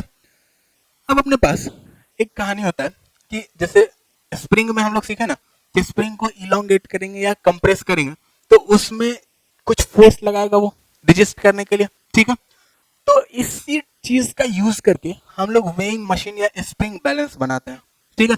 जैसे स्प्रिंग बैलेंस देखोगे ना, किसी चीज को उठाते हैं तो उसमें कुछ रीडिंग शो करता है स्प्रिंग बैलेंस में, ठीक है। तो इसी चीज का यूज करके हम लोग बनाते हैं। जैसे स्प्रिंग में अगर हम लोग खींच रहे हैं तो कुछ अगर मास लटका है, हल्का मास, तो हल्का सा इलोंगेशन होगा, भारी मास लटका दी तो ज्यादा इलोंगेशन होगा। तो उस हिसाब से हम लोग एक पॉइंटर फिक्स करके देख सकते हैं ना कि इलोंगेशन कितना, उस हिसाब से बता सकते हैं ना कि मास हल्का है कि भारी है, हल्का है तो कितना हल्का, भारी है तो कितना भारी है, ठीक है। वेइंग मशीन में, कुछ वेइंग मशीन में जो डिजिटल मोस्टली होता है उसमें पीजो इलेक्ट्रिक मटेरियल का यूज किया जाता है। ये पीजो इलेक्ट्रिक मटेरियल क्या होता है, जब इसको हम लोग प्रेस करेंगे तो ये इलेक्ट्रिसिटी प्रोड्यूस करता है, ठीक है। जब प्रेस करेंगे तो इलेक्ट्रिसिटी प्रोड्यूस करेगा और उस इलेक्ट्रिसिटी को मेजर करके हम लोग बता सकते हैं कि इसको कितना हार्डली प्रेस किया जा रहा है। जितना ज्यादा प्रेस करेंगे उतना ज्यादा ये चार्ज प्रोड्यूस करता है, ठीक है। और उसको मेजर करके हम लोग बता सकते हैं कि कितना चार्ज पास किया, उस हिसाब से कितना ज्यादा प्रेस किया गया था, उस हिसाब से कितना ज्यादा बॉडी का वेट है, ठीक है। अब मशीन को, जैसे मशीन तो दिखाएगा अपने पास जो भी फोर्स लग रहा है उसको दिखाने का टेंडेंसी है उसको, जो भी फोर्स लग रहा है। बट हम लोग ऐसा कर सकते हैं क्या कि फोर्स मान लो 700 न्यूटन लग रहा है, जी का वैल्यू 10 मान लेते हैं, ठीक है। तो फोर्स अगर 700 न्यूटन है तो हम बोल देंगे ना कि वेट मास कितना है, 70 kg है, ठीक है। तो हम लोग 700 न्यूटन ना लिख करके लास्ट वाला तो जीरो को गायब कर देगा, तो 70 क्या हो गया, 70 अपने पास क्या हो गया, उसका मास हो गया, ठीक है। बाई 10 से डिवाइड कर दे और मशीन को ऐसा ही कैलिब्रेट कर दे। कैलिब्रेशन का मतलब केवल रीडिंग को चेंज कर देना, जहां 700 था वहां काट के 70 लिख देना, जहां 600 वहां काट के 60 लिख देना, ठीक है। तो अगर रीडिंग को केवल हम लोग चेंज कर दें, मशीन को अगर केवल कैलिब्रेट कर दें, तो हम लोग वेट की जगह मास को भी हम लोग मेजर कर सकते हैं, किससे, वेइंग मशीन से या स्प्रिंग बैलेंस से, ठीक है। तो अपने पास अब कभी कभी ऐसा भी हो सकता है कि मशीन में जो है रीडिंग वो एक्चुअल मास से कुछ अलग दिखाए, हो सकता है, ठीक है। कब हो सकता है, जैसे मान लो अर्थ पे कैलिब्रेट कर दिया, मून पे लेके चल गया तो वेट तो कम हो जाएगा, यानी कि कैलिब्रेशन वही रह गया बट वेट कम हो गया, तो वो अलग मास दिखाना शुरू कर देगा, ठीक है। तो अगर मास अलग दिखा रहा है मशीन, मतलब जिसको हम लोग एक्चुअल मास से अलग दिखा रहे हैं, जिसको हम लोग अपेरेंट मास भी बोलते हैं, जो अपने को फील हो रहा है, ठीक है। बल्कि अपेरेंट मास कोई खास टर्म है नहीं, ठीक है। अपेरेंट मास बोलने से गलत है, क्योंकि हम लोग जो जानते हैं अपने सिलेबस में, मास जो है वो चेंज नहीं करता है, मतलब बहुत तेज वेलोसिटी वाला बात छोड़ दो फिर से, ठीक है। मास जो है वो चेंज नहीं करे, जैसे हम यहाँ से मून पर चल गए तो मेरा मास तो नहीं बदल रहा। अपेरेंट मास वाला जो टर्म है वो एक्चुअली में गलत है, ठीक है। बट अगर ऐसा है जो चेंज कर रहा है वो क्या होता है, वेट चेंज हो रहा है, ठीक है। और अगर वेट चेंज हो रहा है बॉडी का, यानी कि नॉर्मल रिएक्शन और टेंशन चेंज हो रहा है, तो यानी कि मशीन का जो वेइंग मशीन है उसका रीडिंग बदल जाएगा, ठीक है। और अब अगर रीडिंग बदल गया तो हम बोल सकते हैं क्या कि जो रीडिंग होगा, अपेरेंट वेट जो होगा, वो अपने पास लिखा जा सकता है actual mass into effective acceleration due to gravity. अब एक्सेलरेशन ड्यू टू ग्रेविटी बदल गया, मून पर तो बदल गया, बट कभी कभी ऐसा भी हो सकता है कि अर्थ पे भी अपने को फील हो कि एक्सेलरेशन ड्यू टू ग्रेविटी बदल गया। कैसे फील होगा वो आगे बताते हैं, ठीक है। तो कभी कभी ऐसा फील होगा कि अपना अपेरेंट वेट जो है वो चेंज कर गया, ठीक है। जैसे सिंपली ऐसा भी समझ सकते हैं कि पानी में अगर कोई चीज को डाल दें तो उस पर बॉयंसी लगना शुरू हो जाएगा। आर्किमिडीज साहब का प्रिंसिपल थोड़ा बहुत जानते होगा, ठीक है। तो बॉन्सी लगना शुरू हो गया, तो उसका वेट जो है वो अब एक्चुअल वेट जितना तो रहा नहीं जितना एयर में था, कुछ अपेरेंट वेट हो गया। तो वही अपेरेंट वेट का बात चल रहा है यहाँ पर, ठीक है। तो अपने पास ग्रेविटी तो बदला नहीं है, बट फील हो रहा है कि ग्रेविटी क्या है, बदल गया। और उसको ऐसे भी एक्सप्लेन कर सकते हैं कि ग्रेविटी जो है वो ऐसा फील हो रहा है कि कितने कुछ ग्रेविटी जो है वो चेंज कर गया, एक्चुअली में ग्रेविटी नहीं बदला है, ठीक है। तो जैसे अपने पास यहाँ पर अगर बात किया जाए कि एक मान लो आदमी है, ठीक है, वेइंग मशीन पर खड़ा है और वो वेइंग मशीन मान लो लिफ्ट में रख दिया गया, ठीक है। अब लिफ्ट में कभी चढ़े होगे तो फील होता है जब लिफ्ट चलना शुरू किया नीचे से, मान लो चढ़े नीचे से चलना शुरू किया, ठीक है, ग्राउंड फ्लोर पर हम लोग चढ़े, तो फील होता है ना कि वजन अपना थोड़ा सा इंक्रीज करेगा, थोड़ा नीचे जाने का टेंडेंसी होगा, और फिर जब रुकता है तो हम अपने आप को थोड़ा हल्का फील करते हैं, ठीक है। तो ये जो कहानी चल रहा है, अगर पर्सन जो है वो वेइंग मशीन में खड़ा है जो कि लिफ्ट में है, ठीक है, और लिफ्ट जो वो ऊपर जा रहा है विद सर्टेन एक्सेलरेशन ए, तो ऊपर एक एक्सेलरेशन ए से जा रहा है, इसका मतलब अपवर्ड एक्सेलरेशन है, ये नहीं बोल रहा कि लिफ्ट ऊपर जा रहा है, उसके पास जो एक्सेलरेशन है वो ऊपर के साइड है, और वो एक्सेलरेशन कितना ए है। अब ये एक्सेलरेशन दो तरीके से हो सकता है, या तो लिफ्ट ऊपर जा रहा हो और उसका वेलोसिटी बढ़ रहा हो तो एक्सेलरेशन किधर जाएगा, ऊपर हो जाएगा, या तो लिफ्ट नीचे जा रहा हो और उसका वेलोसिटी घट रहा हो, तब भी तो एक्सेलरेशन ऊपर ही हो जाएगा। वेलोसिटी फाइनल जो वो छोटा है, इनिशियल बड़ा है, तो एक्सेलरेशन किधर आ जाएगा, ऊपर के साइड हो जाएगा, फाइनल माइनस इनिशियल, ठीक है। तो उन दोनों ही केस में जो रीडिंग ऑफ मशीन है वो लार्जर होगा देन इज एक्चुअल मास, और ये फील भी करोगे, लिफ्ट जब नीचे से चलना शुरू किया ऊपर की तरफ, या ऊपर से आ रहा और अब रुकने वाला है, तो दोनों ही केस में अपने को थोड़ा भारी फील होता है, ठीक है। जैसे यहाँ पर अगर बना दें तो ये आदमी है खुशी खुशी, एक्सेलरेशन ऊपर है, जा रहा है, ठीक है। एक्सेलरेशन जब नीचे होता है तब डर लगता है, जैसे अगर ऊपर से टपका के छोड़ दिया जाए तुमको, गिरने लगो फ्री फॉल में, तो फील होगा, डर लगेगा।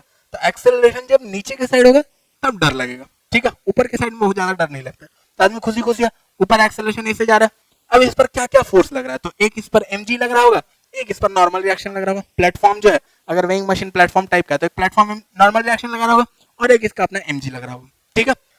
अब प्लेटफॉर्म जो है वो तो इस नॉर्मल रिएक्शन को ही दिखाएगा ना, और हम लोग सेकेंड लॉ का यूज करके नॉर्मल रिएक्शन माइनस mg को ma लिख सकते हैं, normal reaction minus mg equals to ma, ठीक है। तो नॉर्मल रिएक्शन जो हो जाएगा m इंटू जी प्लस है, जिसको हम लोग m इंटू जी इफेक्टिव भी बोल देते हैं, ठीक है। यही g प्लस a जो है अपने को फील हो रहा है कि ग्रेविटी जो है वो क्या हो गया है, थोड़ा सा बदल गया, एक्चुअली में नहीं बदला बट फील हो रहा है, इस चीज का एक्सप्लेन किया जाता है केवल, ठीक है। तो यहाँ पर g इफेक्टिव को हम लोग g प्लस a लिखते हैं, और जो रीडिंग शो करेगा मशीन, एक्चुअली में मान लो कुछ रीडिंग शो करना चाहिए था जो कि एक्चुअली में n बाई जी होता है, normal reaction by acceleration due to gravity, जो कि अपने पास नॉर्मली अगर आता a नहीं रहता तो normal reaction equals to mg होता, जितना मास था उतना उसका रीडिंग दिखाता, ठीक है। हम लोग कैलिब्रेट किए मशीन को g से डिवाइड करके, बताया भी 10 से भाग दे दिए सब जगह, ठीक है। तो अब जो रीडिंग शो करेगा वो भी n बाई जी ही शो करेगा, बट नॉर्मल रिएक्शन ही बदल गया तो रीडिंग भी बदल जाएगा, ठीक है। और रीडिंग जो बदल जाएगा अब कितना हो जाएगा, n बाई जी, यानी कि m इंटू देखो g by g plus a by g, तो g by g 1 plus a by g, ठीक है। तो अब जो रीडिंग हो जाएगा वो m into 1 plus a by g हो जाएगा, ठीक है। ऐसे ही अगर आदमी मान लो अब लिफ्ट जो है वो नीचे जा रहा है एक्सेलरेशन से, देखो आदमी दुखी हो गया ना, ठीक है, नीचे जाएगा उसको डर लगेगा, ठीक है। तो अगर नीचे जा रहा है दो तरीके से जा सकता है, या तो लिफ्ट जो है वो डिक्रीजिंग स्पीड से ऊपर जा रहा है, मतलब ऊपर जाने में रुकता है जब, तब देखते हो थोड़ा हल्का फील होता है अपने को, ठीक है। या तो लिफ्ट ऊपर से नीचे चलना शुरू किया, मतलब नीचे साइड स्पीड बढ़ रहा है उसका, ठीक है। तो दोनों ही केस में अपने पास नॉर्मल रिएक्शन जो है वो कम हो जाएगा, और जो रीडिंग दिखेगा वो एक्चुअल मास से थोड़ा कम दिखेगा, ठीक है। तो यहाँ पर देखो अगर लिखना हो तो यहाँ पर फिर से नीचे एक्सेलरेशन है, तो नीचे को हम लोग पॉजिटिव मान लेते हैं, तो यहाँ पर हम लोग लिख सकते हैं mg minus n equals to ma, ठीक है। तो हालांकि कोई ऊपर को पॉजिटिव माने तो भी कोई खास दिक्कत नहीं है, वो क्या लिखेगा, normal reaction minus mg equals to m into minus A लिखेगा, क्योंकि ऊपर को पॉजिटिव माना तो एक्सेलरेशन तो नीचे, तो एक्सेलरेशन का साइन फिर क्या हो जाएगा, नेगेटिव हो जाएगा, ठीक है। इक्वेशन वही रह जाएगा। तो mg minus n equals to ma, तो नॉर्मल रिएक्शन अपने पास इतना आ गया, और यही g माइनस a जो है इसी को हम लोग बोलते हैं g effective, effective acceleration due to gravity, ठीक है। तो रीडिंग अब कितना हो जाएगा, n बाई जी, जो कि है m into 1 minus a by g. तो ये देखो एक्चुअल रीडिंग तो m था और उसमें से कुछ कम हो गया, तो रीडिंग कुछ कम शो करेगा, ठीक है। और यहीं पर अगर लिफ्ट फ्री फॉल में आ जाए, मतलब फ्रीली गिरने लगे, तो मशीन भी गिर रहा है, आदमी भी गिर रहा है, लिफ्ट भी गिर रहा है, मशीन और आदमी के बीच का कोई इंटरेक्शन नहीं दिखेगा, ठीक है।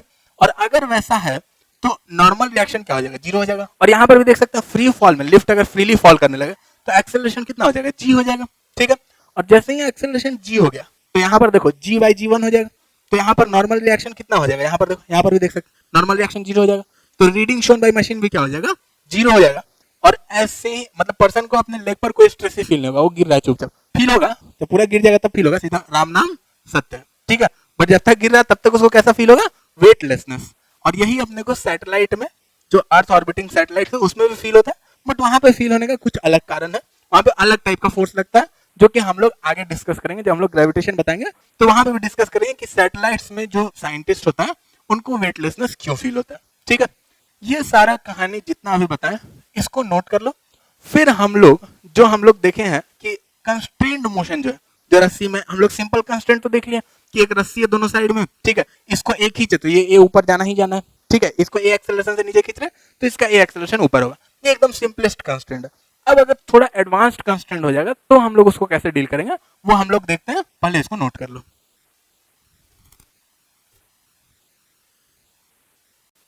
ओके, तो अब हम लोग कंस्ट्रेंट मोशन देखते हैं। इसमें हम लोग सिंपलेस्ट कंस्ट्रेंट देख चुके हैं। सिंपलेस्ट कंस्ट्रेंट जैसे अभी पता है कि एक दो ब्लॉक है, एक पुली पे रस्सी के थ्रू कनेक्टेड है, ठीक है। तो अगर एक को हम एक्स नीचे खींचेंगे तो एक एक्स ऊपर जाएगा, ठीक है। जैसे सिंपलेस्ट कंस्ट्रेंट में ऐसा मान सकते हैं कि कोई आदमी गाड़ी में बैठा हुआ जा रहा है, बस में बैठ कर कोई आदमी जा रहा है, ठीक है। तो उसके साथ अगर बस का एक्सेलरेशन ए है तो आदमी का एक्सेलरेशन भी क्या होगा, ए होगा। अभी मत बोलना सर आदमी बस में चल रहा होगा तो उतना नहीं, ठीक है, हम मान रहे बस में बैठ के जा रहा है आदमी, ठीक है। तो ये सब सिंपलेस्ट कंस्ट्रेंट हो गया।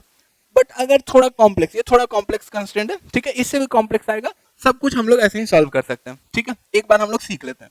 तो अगर ऐसा कंस्ट्रेंट आ जाए, कंस्ट्रेंट मतलब बंधा हुआ, जैसे ये देखो रस्सी से बंधा हुआ है, ठीक है, मतलब अगर इसको खींचेंगे तो इसका चलना जरूरी है, ठीक है।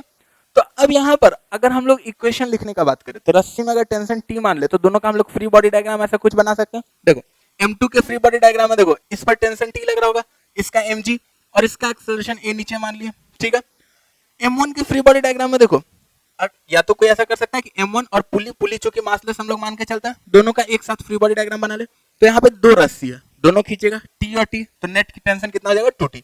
या फिर पुली का फ्री बॉडी डायग्राम अलग से बना करके T तो पुली पे नीचे कितना लग रहा होगा 2T, क्योंकि मासलेस पुली है, ठीक है।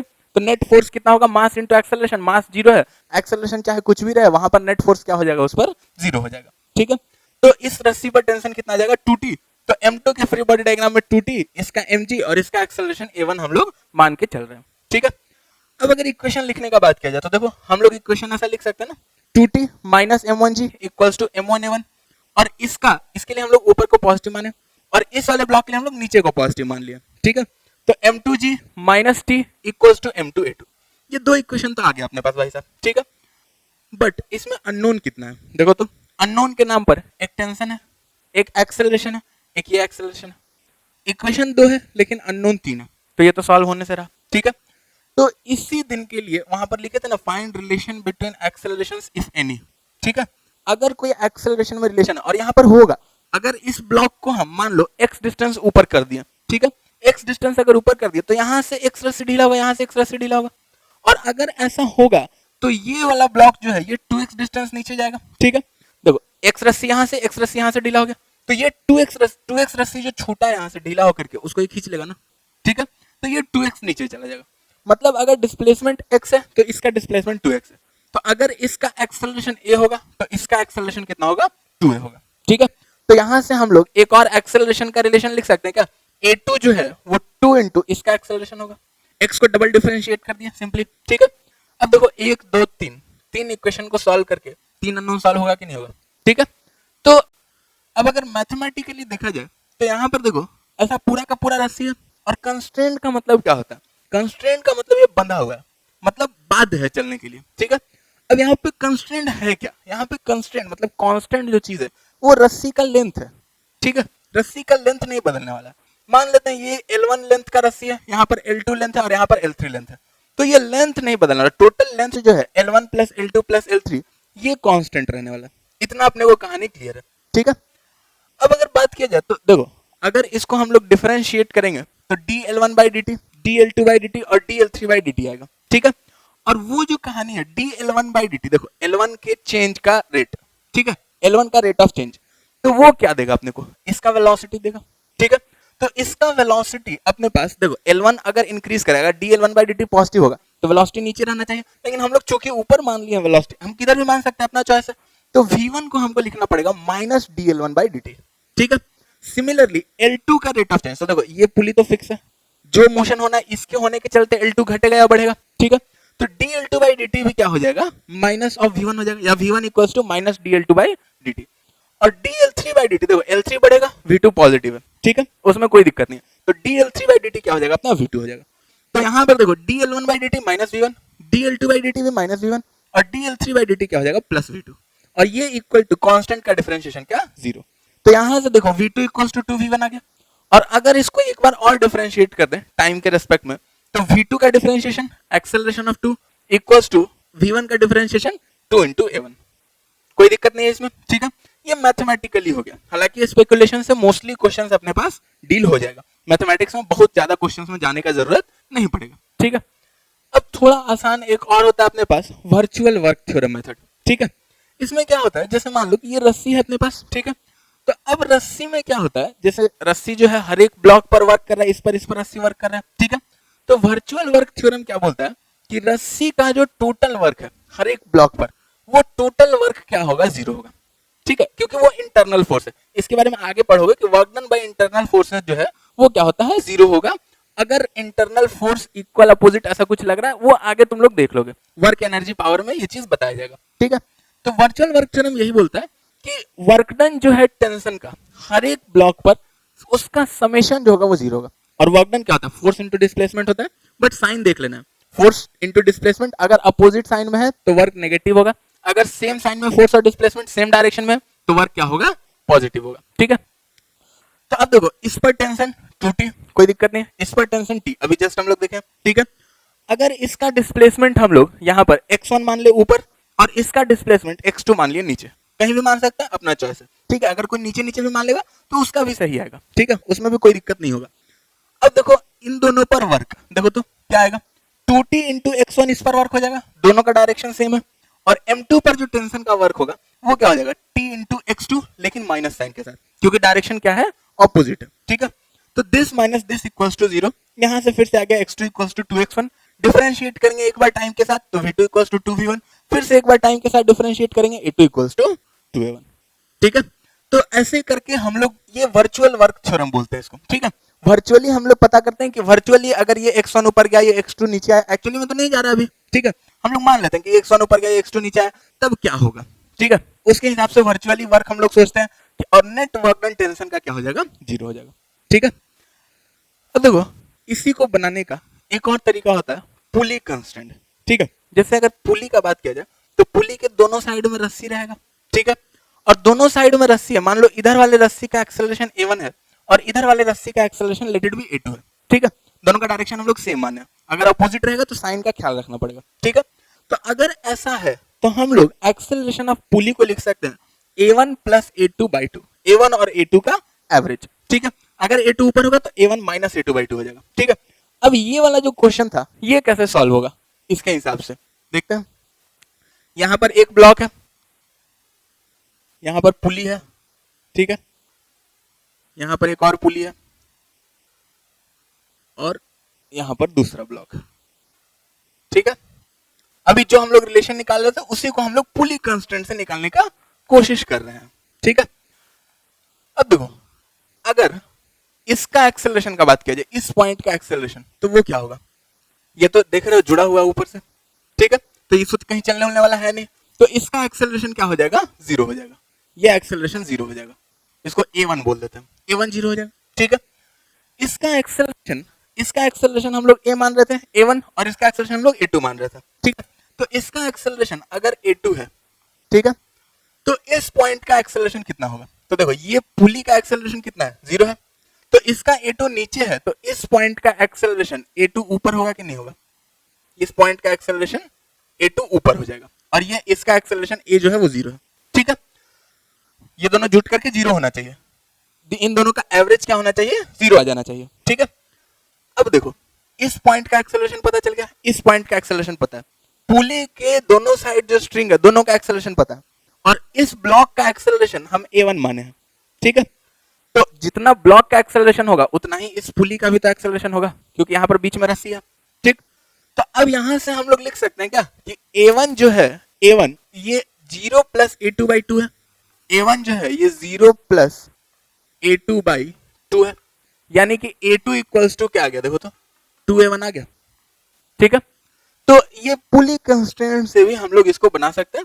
सारा मेथड हम इसलिए बता दे रहे हैं ताकि कहीं पर अगर एक मेथड से नहीं समझ में आ रहा, जनरली स्पेकुलेशन वाले मेथड से बन जाएगा, बट अगर नहीं समझ में आ रहा तो वर्चुअल वर्क थ्योरम, अगर वो भी नहीं समझ में आ रहा तो फिर ये पुली कंस्ट्रेंट, ऐसा करके हम लोग के पास सारा आर्सेनल होना चाहिए कि सारा हथियार रहेगा तब ना बढ़िया से लड़ोगे। ठीक है, इसलिए सारा हथियार दे रहे हैं बस। ठीक है, अब ऐसे ही जैसे पुली कंस्ट्रेंट हुआ वैसे ही एक वेज कंस्ट्रेंट होता है।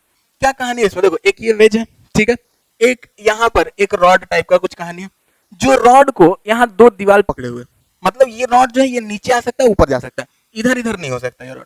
ठीक है, इसको हम कंस्ट्रेंट करते हैं मूव करने के लिए ऐसा। अब देखो रॉड अगर नीचे आएगा तो वेज आगे जाएगा। ठीक है, रॉड मान लेते हैं अगर वाई डिस्टेंस नीचे आया है तो वेज कुछ आगे चला गया, क्यों, क्योंकि ये रॉड इसमें धंस नहीं सकता, तो ये जैसे जैसे नीचे आएगा इस वेज को ठेलेगा। ठीक है, और ये जो पॉइंट ऑफ कांटेक्ट है वो स्लिप करता जाएगा। ठीक, अब अगर ये वाई डिस्टेंस नीचे आया है तो वेज कितना डिस्टेंस आगे गया, तो मान लेते हैं एक्स डिस्टेंस आगे गया।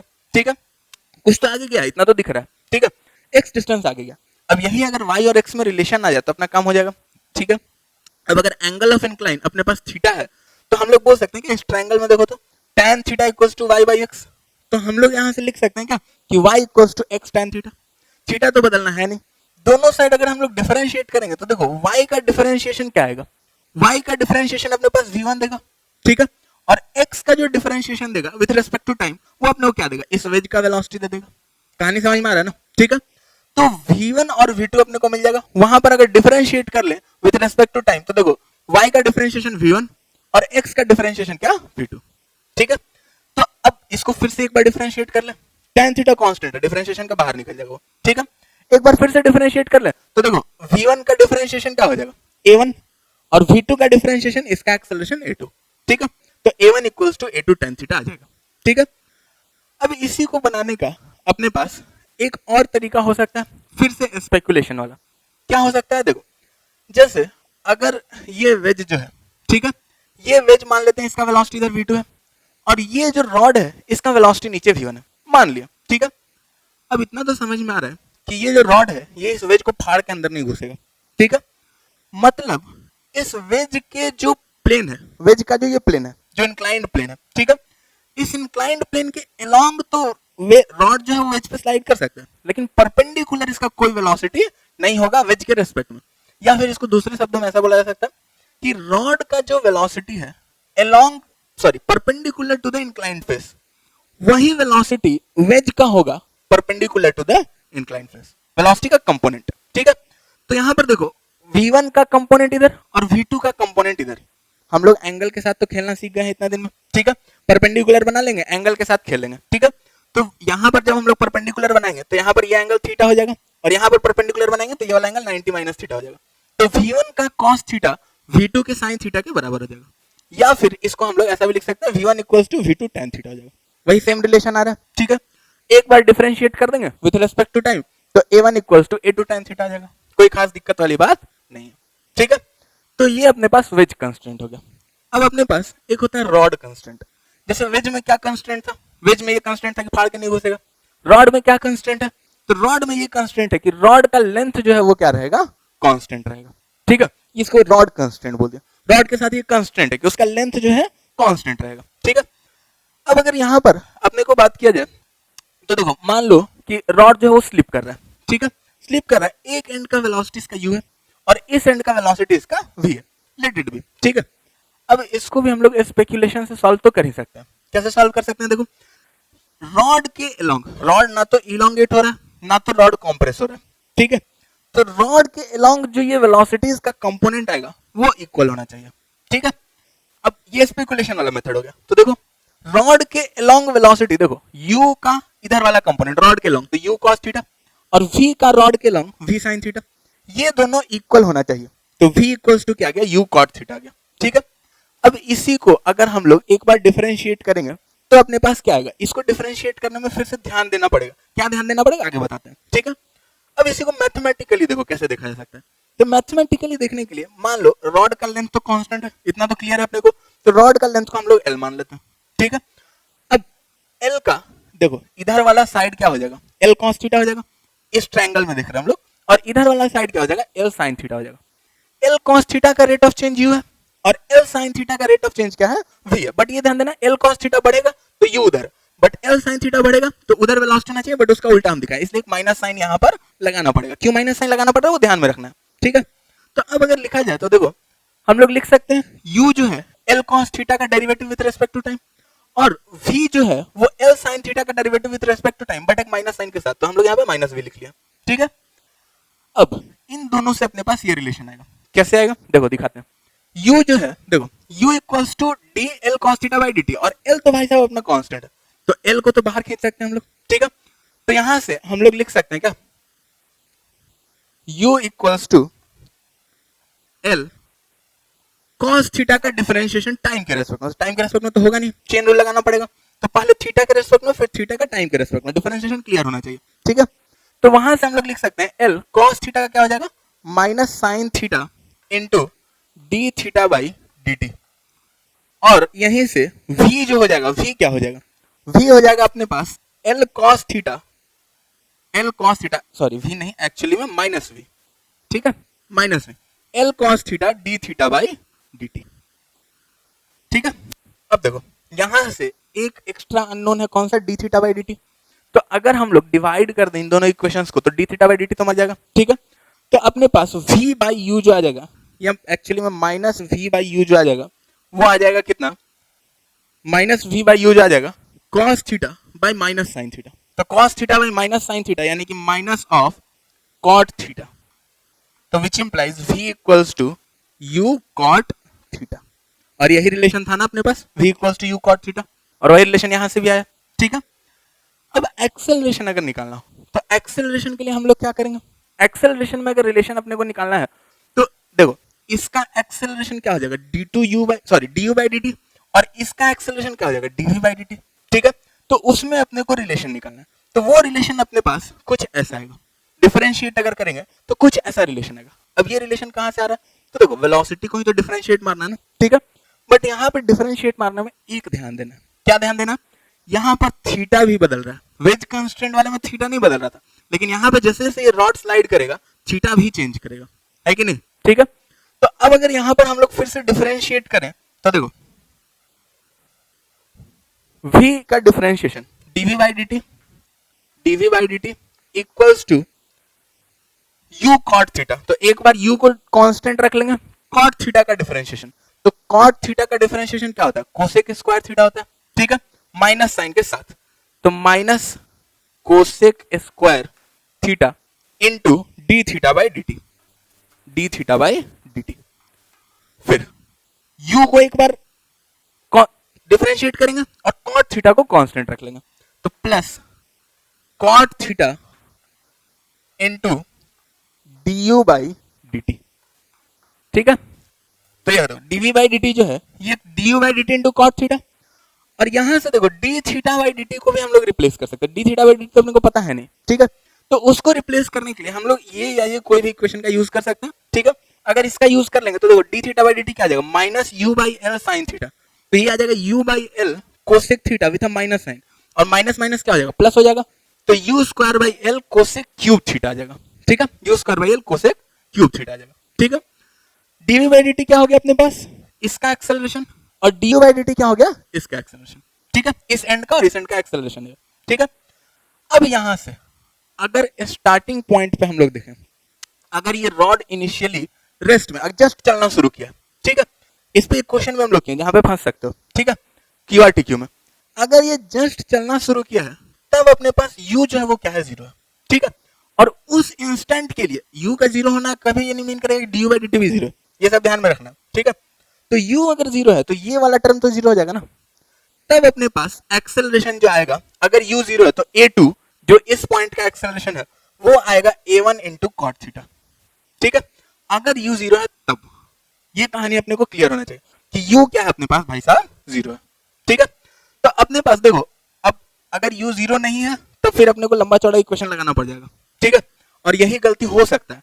और जनरली अपने को क्वेश्चन में जो दिया रहता है वो इनिशियल एक्सेलरेशन निकालने के लिए इसीलिए दिया रहता है। जब क्विक रिवीजन थ्रू क्वेश्चंस का क्वेश्चन करोगे तो उसमें ये सारा चीज का ध्यान रखना है, ठीक है। कंस्ट्रेंट मोशन में अपने पास जितना टाइप का कंस्ट्रेंट था वो सारा हम लोग सीख लिया। कंस्ट्रेंट में जैसे क्या क्या टाइप का कंस्ट्रेंट था अपने पास, एक था अपने पास pulley constant, rope constant, wedge constant, rod constant. ऐसा एक कंस्टेंट का मतलब कुछ ना कुछ उसमें बाधा है। जैसे रॉड में एक बाधा है कि उसका लेंथ को हम लोग नहीं घटा बढ़ा नहीं सकते, ठीक है। इसी को करने के लिए और भी मेथड होता है, ठीक है। जैसे ये एल का L cos theta sin theta ले लेना। इसी को करने के लिए कोई यहाँ पर ऑरिजिन मान लेता है, इधर एक्स एक्सिस मान लेता है, इधर वाई एक्सिस, ये डिस्टेंस एक्स, ये डिस्टेंस वाई, ठीक है।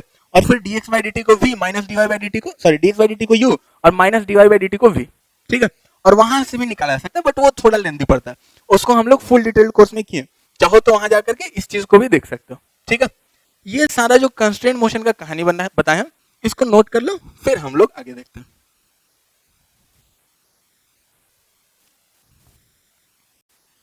ओके, अब न्यूटन साहब तो बोल के चल गए कि हमारा लॉ जो है वो केवल और केवल इनर्शियल फ्रेम में लगाना, ठीक है। बट हम लोग तो उतना में रुकते नहीं है, हम लोग सोचे कि भाई अगर नॉन इनर्शियल फ्रेम होगा तो क्या होगा, ठीक है। तब उसमें न्यूटन साहब का लॉ कैसे लगेगा, तो उसके लिए हम लोग क्या किए, जैसे अगर नॉन इनर्शियल फ्रेम है, जैसे मान लो कि ये बस जो है, ठीक है, बस वाला एग्जांपल दिया था। बस अगर ए एक्सेलरेशन से चल रहा है तो हमको ये पेड़ जो है वो ए एक्सेलरेशन से पीछे जाता हुआ दिखेगा, ठीक है। ड्राइंग अच्छा किया ना, ठीक है। देखो, तो अब मतलब बिना पेड़ पर कोई फोर्स लगे पेड़ ए एक्सेलरेशन से पीछे जा रहा है, तो ऐसा तो न्यूटन साहब तो नहीं बताया था। तो हम बोले कि मेरा जो फ्रेम है वो एक्चुअली में न्यूटन साहब का बताया हुआ फ्रेम नहीं है, मेरा फ्रेम जो वो कैसा फ्रेम है, नॉन इनर्शियल फ्रेम है, ठीक है। और अब अगर इस नॉन इनर्शियल फ्रेम से अपने को मोशन को एनालाइज करना है तो उसके लिए हम लोग क्या करेंगे, तो उसके लिए हम लोग ये करेंगे कि देखो फोर्स तो जीरो है बट एक्सेलरेशन पीछे है, तो अगर हम उतना एक्सेलरेशन देने वाला पीछे एक फोर्स लगा दें, एक्सेलरेशन इसके एक्सेलरेशन के ऑपोजिट अगर एक फोर्स हम लगा दें, तो उससे अपने पास जो इसका एक्सेलरेशन है ट्री का वो जस्टिफाई हो जाएगा। हालांकि वो फोर्स एक्चुअली में नहीं लग रहा, वो मेरा दिमाग का लगाया हुआ फोर्स है, वो एक्चुअल रियल फोर्स नहीं है, उसको फिक्टिशियस फोर्स हम लोग बोलते हैं या स्यूडो फोर्स बोलते हैं। स्यूडो मतलब जो दिख नहीं रहा, ऐसे ही लगा दिए हम लोग, ठीक है।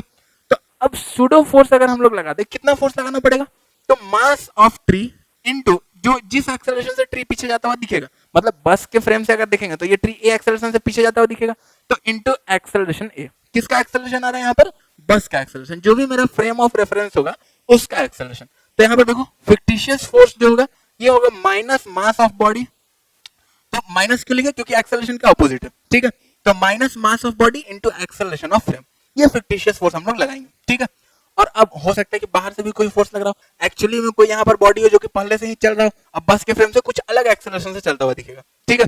तो अगर ऐसा है कि पहले से ही उस पर कोई फोर्स लग रहा था, तो हम लोग क्या करेंगे, जो एक्चुअल में रियल में जो फोर्सेस लग रहा है वो, और प्लस जो फिक्टिशियस फोर्सेस है, real forces plus fictitious forces का जो सम होगा ये इक्वल होगा किसका, मास इनटू एक्सेलरेशन, जो न्यूटन साहब बोले थे। बट अब चूंकि हम फिक्टिशियस फोर्स लगाए तो मेरा एक्सेलरेशन किसके रेस्पेक्ट में, फिक्टिशियस फोर्स तो हमको तभी ना लगाना पड़ेगा जब हम नॉन इनर्शियल फ्रेम से देखेंगे, इनर्शियल फ्रेम से तो इसका कोई जरूरत नहीं है, ठीक है। तो ये जो एक्सेलरेशन यहाँ पर आएगा ये किसके रेस्पेक्ट में आएगा, जो मास इनटू एक्सेलरेशन आएगा वो बॉडी का फ्रेम के रेस्पेक्ट में एक्सेलरेशन आएगा, ठीक है। अगर फिक्टिशियस फोर्स लगाएंगे तो फ्रेम के रेस्पेक्ट में एक्सेलरेशन आएगा, ये बात को हमेशा ध्यान में रखना है कि ये जो एक्सेलरेशन है ये रिलेटिव टू फ्रेम है, रिलेटिव टू ग्राउंड एक्सेलरेशन नहीं है, ठीक है। तो न्यूटन साहब का लॉ जो है वो नॉन इनर्शियल फ्रेम में भी लग सकता है, एक स्यूडो फोर्स लगा करके काम चल जाएगा, ठीक है। अब बोलोगे सर यहाँ पे सम ऑफ फिक्टिशियस फोर्स क्यों लिखे है, तो एक ही को फिक्टिशियस फोर्स है, ठीक है। तो एक्चुअली में ये जो है ये केवल ट्रांसलेशन फ्रेम के लिए, रोटेटरी फ्रेम के लिए सर्कुलर मोशन में बताएंगे कि रोटेटरी स्यूडो फोर्सेस भी कुछ होता है, ठीक है। और वो स्यूडो फोर्सेस में भी बहुत सारा फोर्स होता है, 3 फोर्स होता है एक्चुअली में, तो वो सारा फोर्स भी अपने को लगाना पड़ेगा अगर हम लोग रोटेटरी फ्रेम से देख रहे हैं तो, और उनका समेशन करके कुछ वैसा कहानी बनाना पड़ेगा, इसलिए यहाँ पर समेशन ऑफ फिक्टिशियस फोर्सेस लिखा, ठीक है। तो इसको हम लोग नोट कर लेते हैं, फिर हम लोग आगे देखते हैं। चलो अब आज के लिए इतना ही, जितना हम लोग देख लिया उतना न्यूटन्स लॉज ऑफ मोशन के थ्योरी पार्ट के लिए सफिशिएंट है। अगर इससे रिलेटेड क्वेश्चन करना है अपने को तो उसके लिए बताएं क्विक रिवीजन थ्रू क्वेश्चंस जो सीरीज है अपने पास यूट्यूब का ही, वहां जाकर के इससे रिलेटेड क्वेश्चंस कर सकते हैं, ठीक है। अगर इससे रिलेटेड और ज्यादा डिटेल में थ्योरी या और ज्यादा क्वेश्चंस करना है तो उसके लिए मेरा बुक देख सकते हो, फुल डिटेल्ड कोर्स देख सकते हो। इन सब के बारे में जानने के लिए वेबसाइट physicsbuddy.in विजिट कर सकते हो, जिसका लिंक अपने को डिस्क्रिप्शन में मिल जाएगा। अपना मैथ्स और केमिस्ट्री का भी रेस्पेक्टिव वेबसाइट्स है, mathematicsbuddy.in और chemistry buddy.in, उस पर भी जा करके अगर मैथ्स और केमिस्ट्री के बारे में कुछ सीखना है तो वहां भी सीख सकते हो, उनका रेस्पेक्टिव यूट्यूब चैनल्स भी है अपने पास, उन सब का लिंक भी अपने को डिस्क्रिप्शन में ही मिल जाएगा। ठीक है। अब अगर ये वीडियो पसंद आया, अच्छा लगा तो लाइक कर दो, लगता है किसी दोस्त यार को इससे हेल्प हो जाएगा तो उनके साथ शेयर कर दो, और चैनल पर वीडियोस है तो तुम्हारे पास नोटिफिकेशन पहुंचता रहे उसके लिए चैनल को सब्सक्राइब कर दो। चलो बाय बाय।